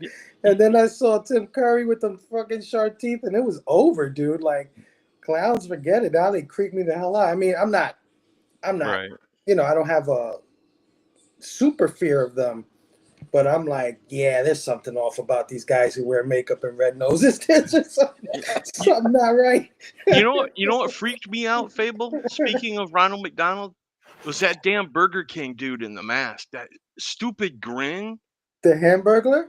No, the Burger King. The actual Burger King. Oh, Or Burger King. And that stupid mask with that goofy grin, that creeped me the hell out when I was a kid. I'm like, that does not make me want to go to Burger King. What are you doing? That's hilarious. Yeah. Oh snap! But if anybody's on the fence about watching Welcome to Derry, man, you want to talk. That first episode had Jenna and I screaming at our TV, and in the best possible way. In the best possible way. And that second episode it feels maybe not as intense, but still has that intensity. And things are starting to like kind of come to the surface. Like, if you haven't watched it yet, I would highly suggest it. It's on HBO Max. Unfortunately, it's going to be a weekly thing. I'm not the biggest on weekly things, but this is a show that I will definitely watch week to week. Like, that's how good it is. I heard that this supposedly connects. It does the whole Stephen King connected universe thing. That's what I heard. I think they're doing it. I have also seen that they've already said they're going 3 seasons so far. So they've already got 3 seasons worth of stuff. It's going to be different time periods in Derry. So I'm really excited to see how that goes. But yeah, I'm hoping, because I didn't realize how like wide the Stephen King universe was. Like, Oh yeah. we watched The Dark Tower, and I'm going to be honest, I kind of like the Dark Tower, but again, I'd never read anything from Dark Tower, but to see stuff from like Pennywise being in that movie, like little Easter eggs of that, and like Derry being like a big focal point in a lot of stories, or at least Maine in general. I'm like, okay, like the Dark Tower was, if it would have been successful, because obviously it wasn't successful, what they were going to try to do was there was going to be a movie, and then they were going to do like a TV show, and then they were going to do another movie, and then another season of TV. But unfortunately, it didn't work out like that. But just hearing how connected all this stuff is, like, I think in the trailer, so it's not really a spoiler, there's a prison bus for Shawshank. Yeah. Like, I was like, man, it's even connected to that? Like, it's crazy. But again, for our opinion, mine and Jenna's first 2 episodes, excellent. Can't wait to see where they're going with this. And again, not a spoiler. Yes, Bill Skarsgård will be in the show at some point. So, Playing a little kid having his bar mitzvah. no. The kid in that series that is having his bar mitzvah looks a lot like Skarsgård, to the point where I had to look up and see if it was his little brother or his son or something. I really thought they were related, Yeah. because he's got a lot of the same facial features. And I agree with you. The first 2 episodes are very good. The first one was good, and it was also hilarious in one spot for me, which I was laughing out loud at it. And it was supposed to be gory, but a lot of times gore stuff cracks me up because I'm weird. And but if you're gonna try it, hang in there, because it's very confusing.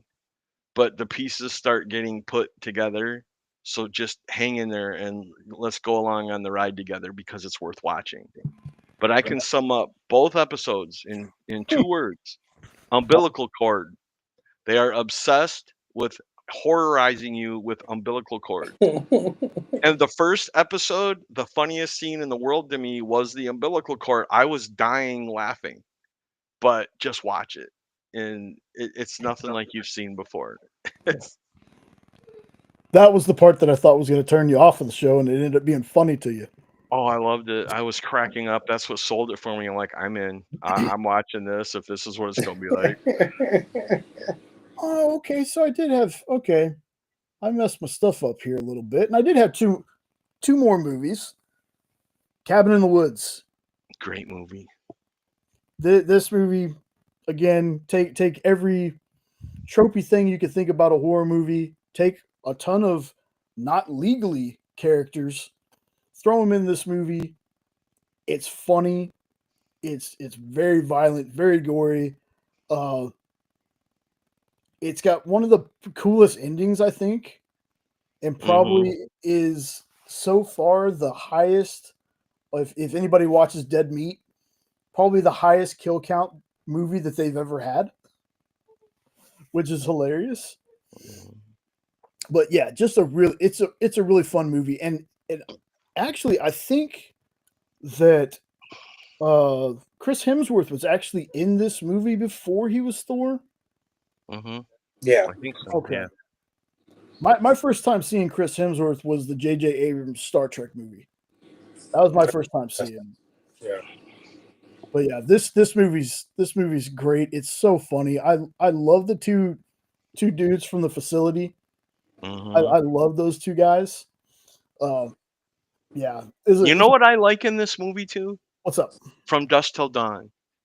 Because it starts off as one movie that you think is going to be something, and then they flip a switch on you that you did not see coming. And Dusk Till Dawn did that to me because I didn't see any views. I just went to the theater and watched it, and I thought it was going to be, it's going to be a killer chase.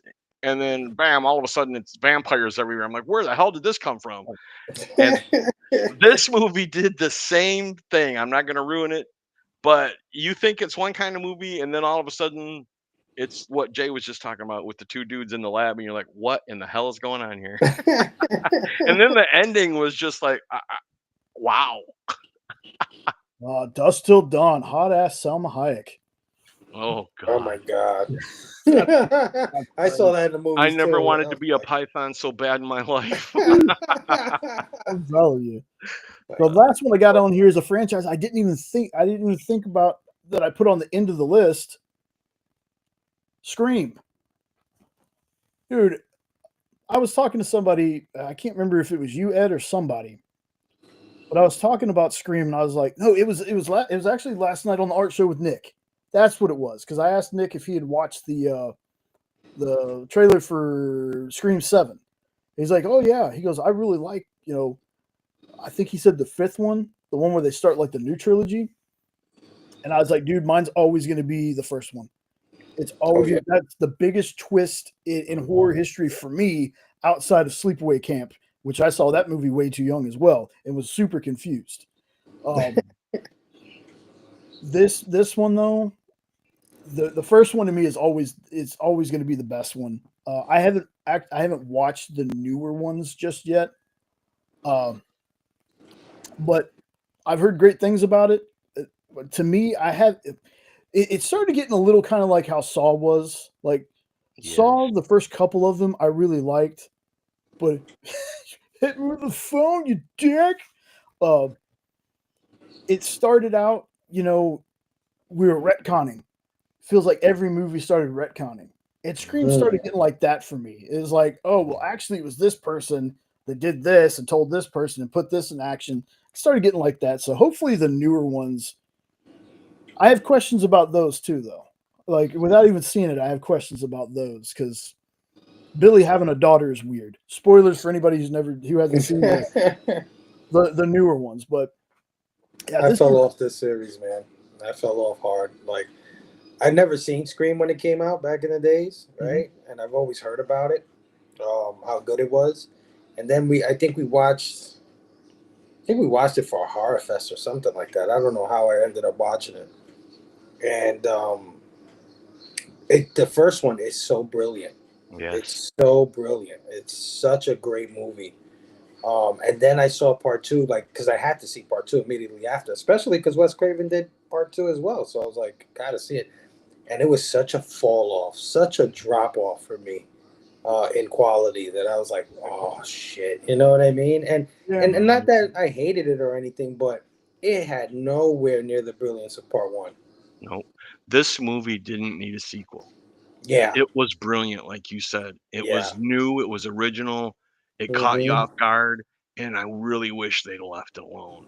Now I don't know anything about the newer ones. I don't know anything about them because I dropped off, like Phable said.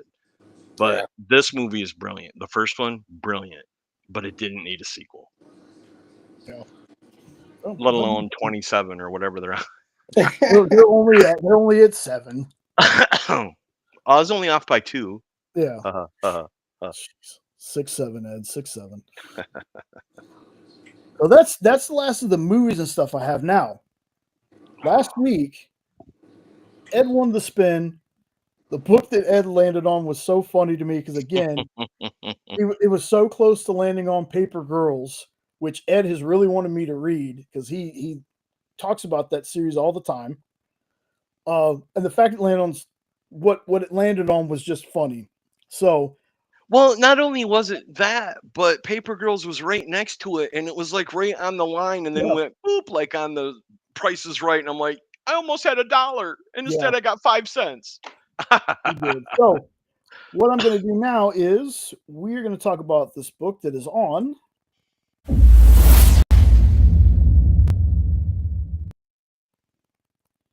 That is Superman Speeding Bullets. I had never read this, always wanted to. That's why it was on my list. So again, it's going to be my kind of review, folks. So it's not going to be like really anything super spoilery. So the book starts out with someone doing a narration where it's like we've all heard the story of the boy who came from the stars, and what if he would have what if the conditions would have been different and he landed in a field and this person found him, or landed over here and this person found him. And it finishes by saying, "But we all know that's not what happened. This is the story." And their particular story is he lands in Gotham and he's found by Martha and Thomas Wayne. Now, because they find him, Bruce isn't born. Like, they don't have Bruce, but instead they adopt Kal-El, and he's given the name of Bruce Wayne. Now they know about his powers. Like, they start noticing things about him. His dad, like, really wants to instill some intelligence in him, though. It's one of those. I can't remember exactly what they call it, but it's not right versus might, but it's more brain than brawn. That's what I'll say. More brain than brawn. And the story almost plays out exactly like a Batman story. We still get the pearls. The pearls still happen in the alley, but something flips in Bruce when this happens, and Bruce is still very young. And Bruce gets angry, and let's just say Joe Chill, he should have left that alley alone. We fast forward, and Bruce is, I think it's 7 or 9 years later. So Bruce is a young man, probably in his 20s or so. And he's talking to Alfred, and he basically just stays home. He doesn't go out. He doesn't do anything. He sleeps all day, stays up all night. And there's jeez. I will never defend that note, but you're exactly right. I love that movie. No, I was thinking it, but I didn't say it, brother. I wanted to say it so bad, but I just let him go. Yes. The one thing I won't defend, yes, I will not defend it. But Bruce leaves the room, and when he comes back, apparently these guys have broken into the mansion and they're holding Alfred hostage. And he just kind of snaps, and he starts just yeeting these people all around the room. And you find out later kind of who sent them. But at one point, Bruce is looking out into the sky, and I guess X-ray vision is what it is, and he sees bats. So no matter what, we'll always have a Batman, whether it's Thomas Wayne or if it's Kal-El, Clark Kent as Bruce Wayne. There's always going to be a Batman somehow. But this Batman is very brutal. It just oh my God, I love this suit. Like, the suit that he has as Batman is one of my favorites, because not only the style, but the fact that it's a full face cover.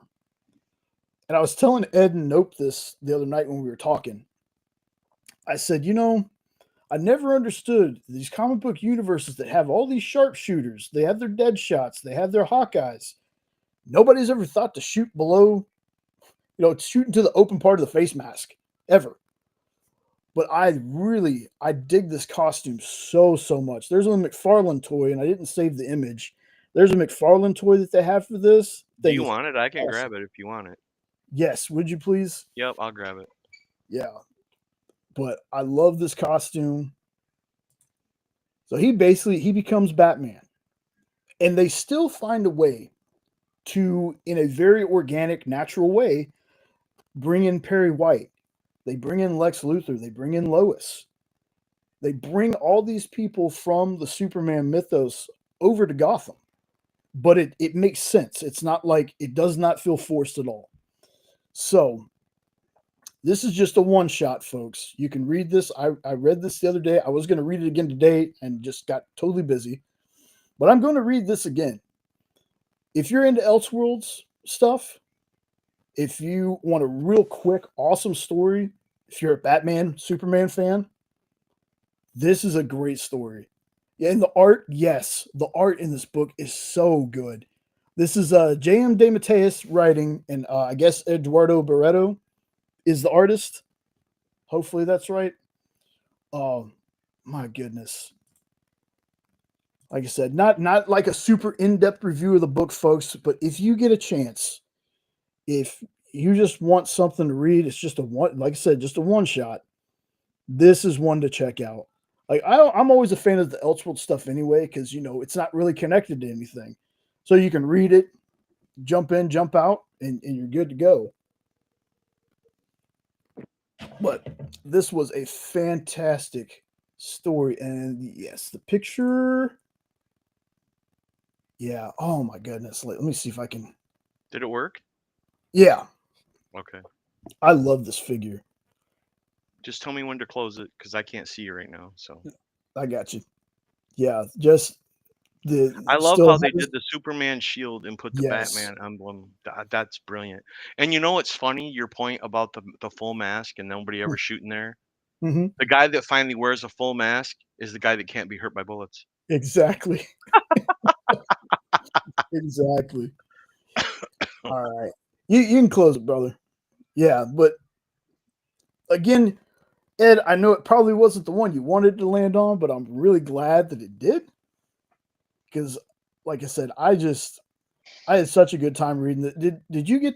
I forget. You got to read it, right? Yep, I read it and I loved it. I would love to see an animated movie of this, like DC does their little, like they did with Superman Red Son. I would love to see this made into an animated movie.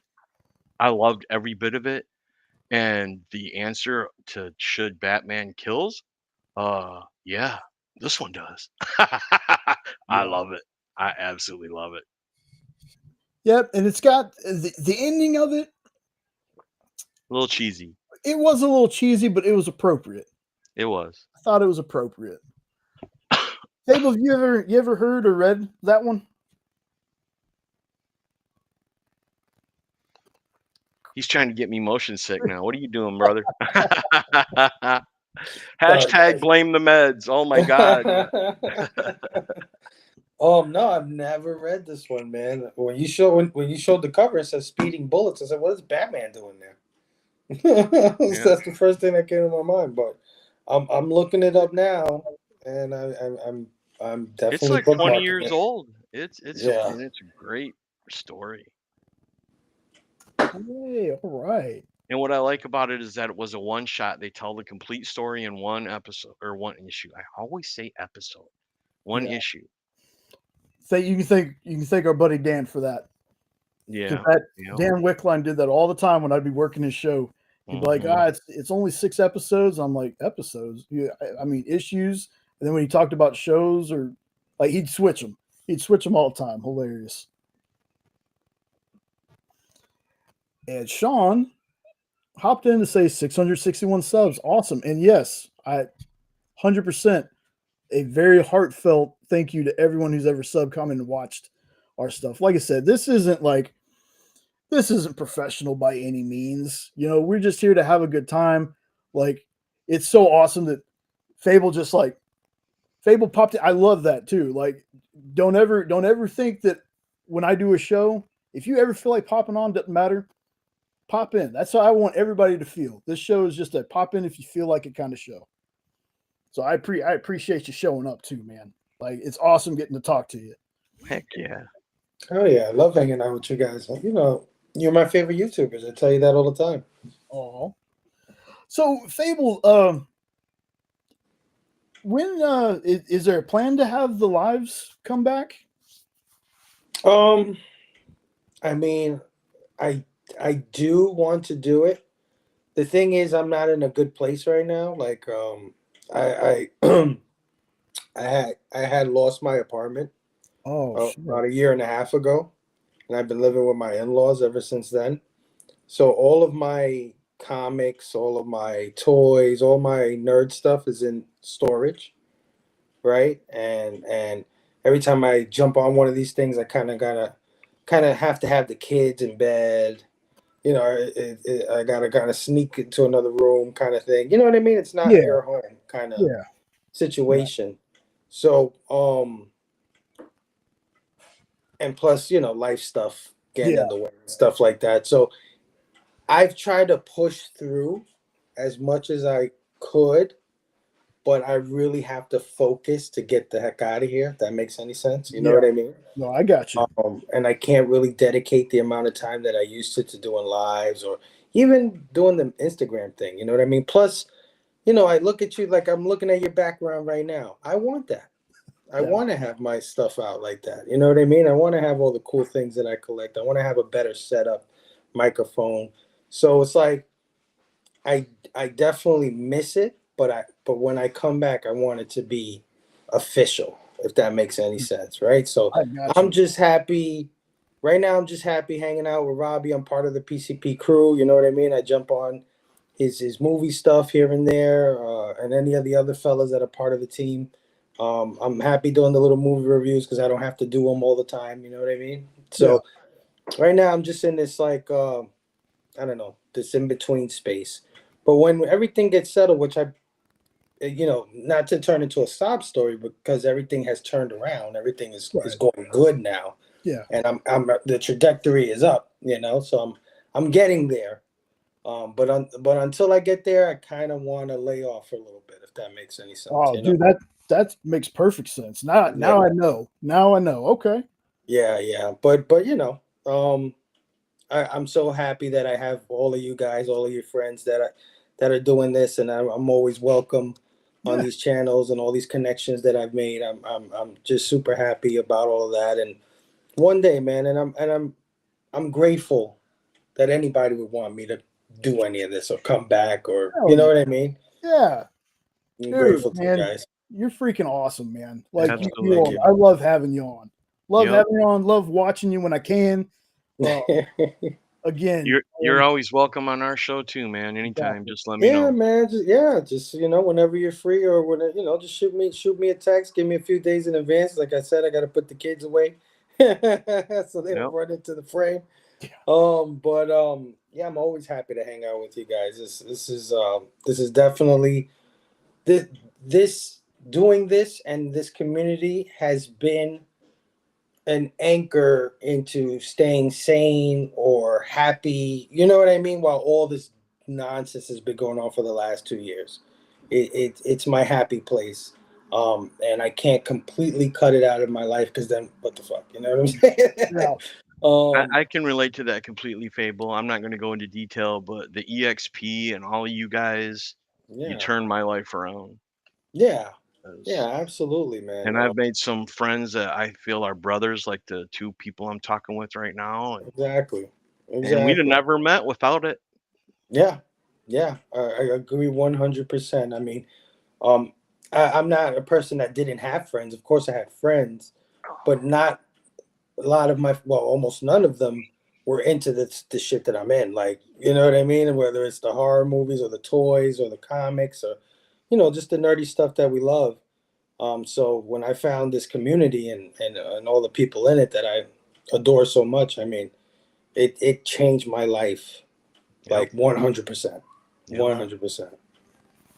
Hell yeah. That's I that's I found you guys while I was in bed thinking I was going to die of COVID, There you go. and I had nothing to energize or be happy about, Yeah, and I stumbled upon all y'all, and now I love y'all.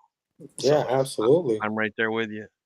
There's I'm not an overly religious person, but there's something out there that pulled me or pushed me into this direction because a lot like what you're saying, I found myself doing the mundane 9 to 5, just living kind of thing. You know what I mean? If that makes any sense.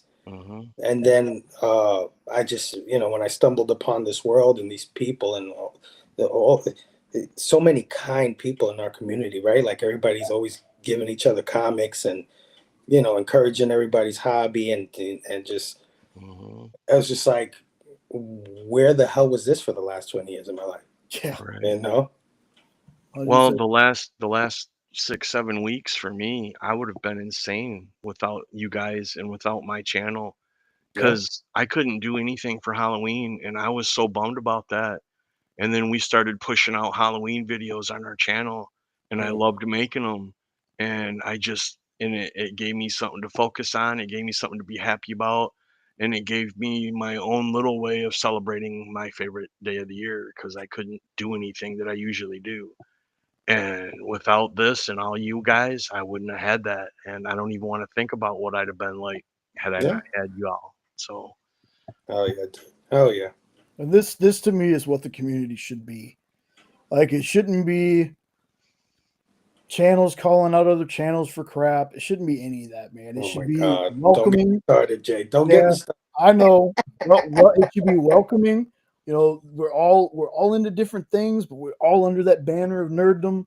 Yep. And just being kind to each other. And again, there's so much space on YouTube for everybody. Like, people were like, dude, you share so many links to other channels in your show. Aren't you worried people aren't going to watch yours? I'm like, no, because it'll always be up on YouTube. And if somebody wants to go back and watch it, it's there. Like, if folks don't watch live or they drop in for a second, just somebody dropping in for a second saying, hey, that's well worth it to me. It's worth it to me. Because you're coming at it from a place of love, from a place of fandom, from a place of just trying to have fun on a whatever night. You know what I mean? It's not about views, subs, monetization, being YouTube famous and all. Like, that's all good. And if you're good, that'll come to you anyway. Yeah. Right? Like, so I don't know. Whatever. Well, I don't know about y'all because we're different generations, but I grew up in the generation where comics weren't cool. Right, yeah. So none of my friends, and if you did, you had to almost be secret about it, like you had a drug deal going on or something. And to find people that have the similar interests, that love it, that you can be friends with and love it with them and share it with them, this is just fantastic. Because 5, 6, 7, 8, 9, 10-year-old Eddie wouldn't be, talking comics with anybody because nobody else was reading. Nobody else was doing it. Yeah, right. I'm definitely from that generation, bro. Okay. Definitely from that. I remember, like, I was really super into video games, and even video games were like at a certain point, it was like, oh, that's for kids. You know what I mean? And I'm like, I'm bringing my instruction booklets from my games inside my book bag and reading them at lunch and shit.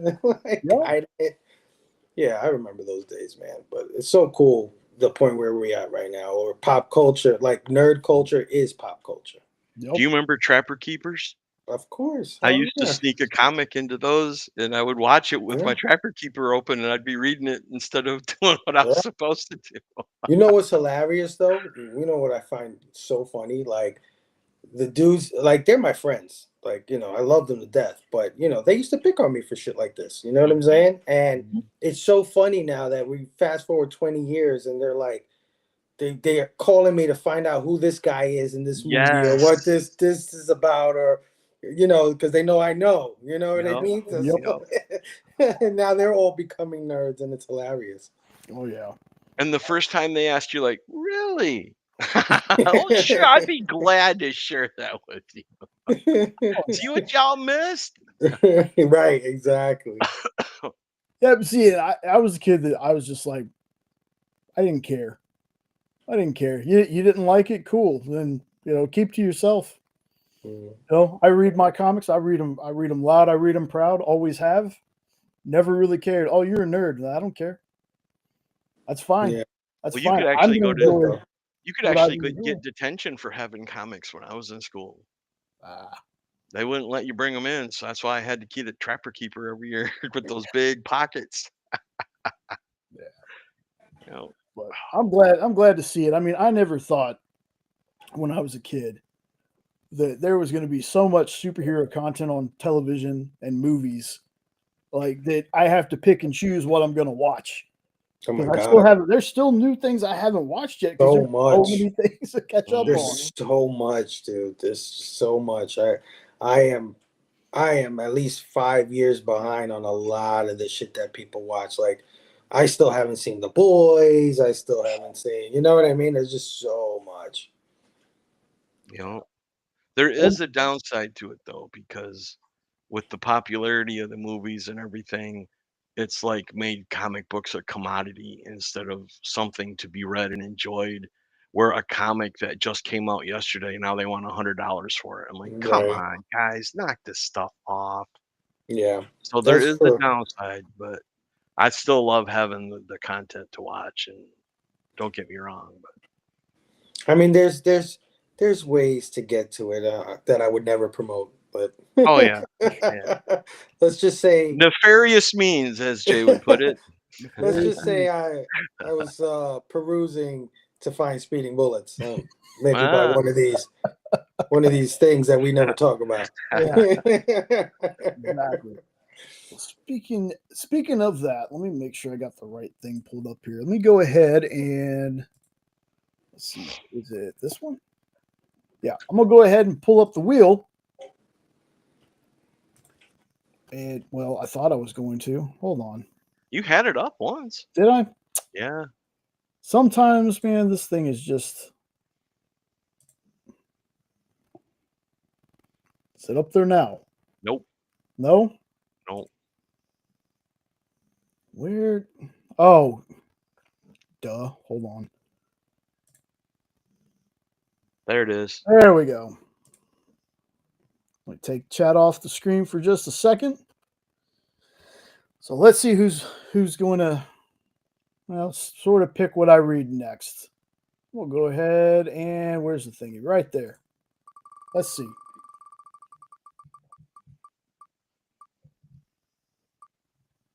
Oh my, it's set up. If she gets Paper Girls, I'm gonna die. If she gets Paper Girls, it's gonna be so perfect. Oh my goodness. All right. Now Lorena said 6-7. So I think as soon as let me switch this out. You know what's funny? When that first started, I'm like, why did you put the number 3 for somebody? And it was CJ. I'm like, why do you put a 3? All right, nope, this way. Leave it like that. All right. So Lorena might already bounce. So what I'm going to do is I'm going to go ahead and I'm going to shuffle it. 1, 2, 3, 4, 5, 6. We're going to go ahead and spin, and then I'll let Lorena know which one it landed on.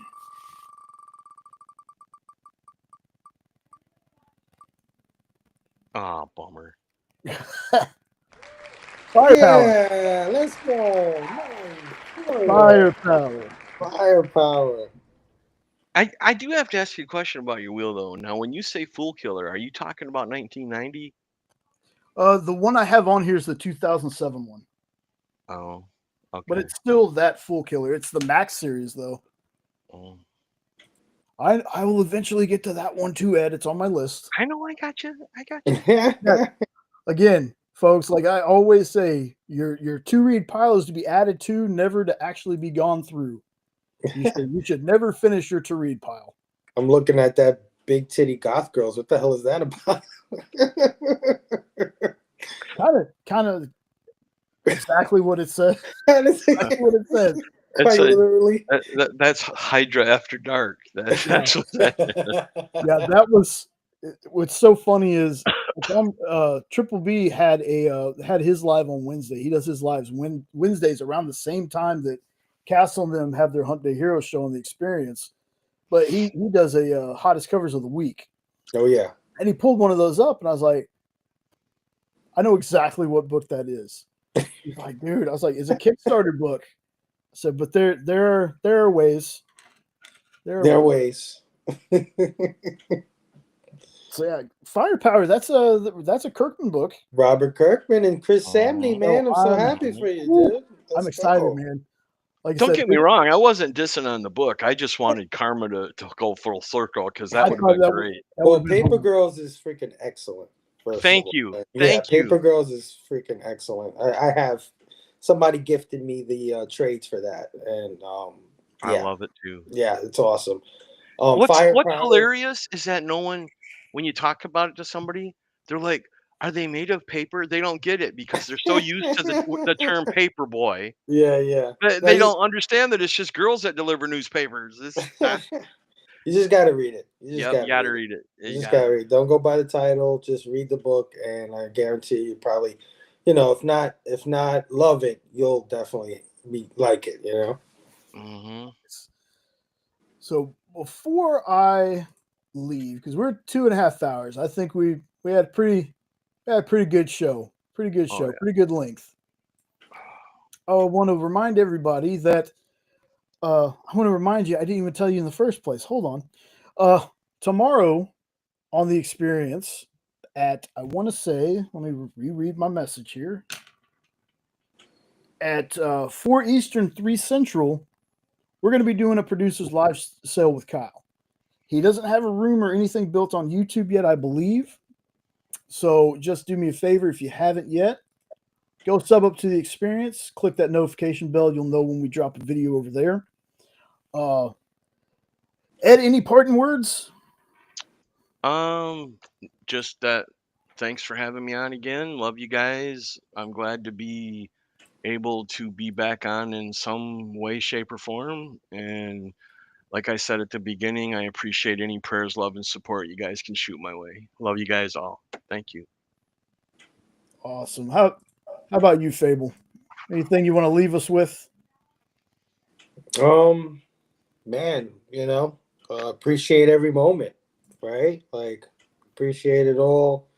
Things could change in a drop of a dime, So you gotta put that positive energy, love everyone, big, like I said before, big healing, love, energy to my man Ed. Thank you, brother. No, absolutely, bro. I had no idea, bro. I'm still in a little bit of shock hearing this shit, but I hope smooth and speedy recovery to my man Ed. Yeah, man. Read your comics. Hold your loved ones close. All that good stuff, man. And check out Hydra Asylum Comics and We're Dopes. Boom. Awesome. Love it. Thank you, man. Exactly. So, guys, I want to thank you for joining me. I'm going to drop y'all out so I can go ahead and wrap this up, and I'll see y'all in the back. Take care. All righty, folks. Man, as always, I appreciate everybody dropping by, showing some love. I appreciate just anybody who shows. I always say that, but it's just a fun, goofy time. I love hanging out with y'all. Outside of the experience, I'll talk to y'all all week. But this right here just feels, this is mine. You know, um, I just appreciate everybody being here. If you're watching on the rewind, you like what you saw, like, share, comment, subscribe, all that fun stuff. If you've been watching this whole time, uh, down in the comments after the video, let me know, what are some of your favorite horror movies, favorite horror comics? Is there some comics you haven't read yet that you've been wanting to read? Let me know down below. And as always, I hope you all have a safe and awesome rest of your weekend. I'll see you on the experience, and I'll see you here next week for another Hydra Hangout. Take care, everybody. Love you all. Later.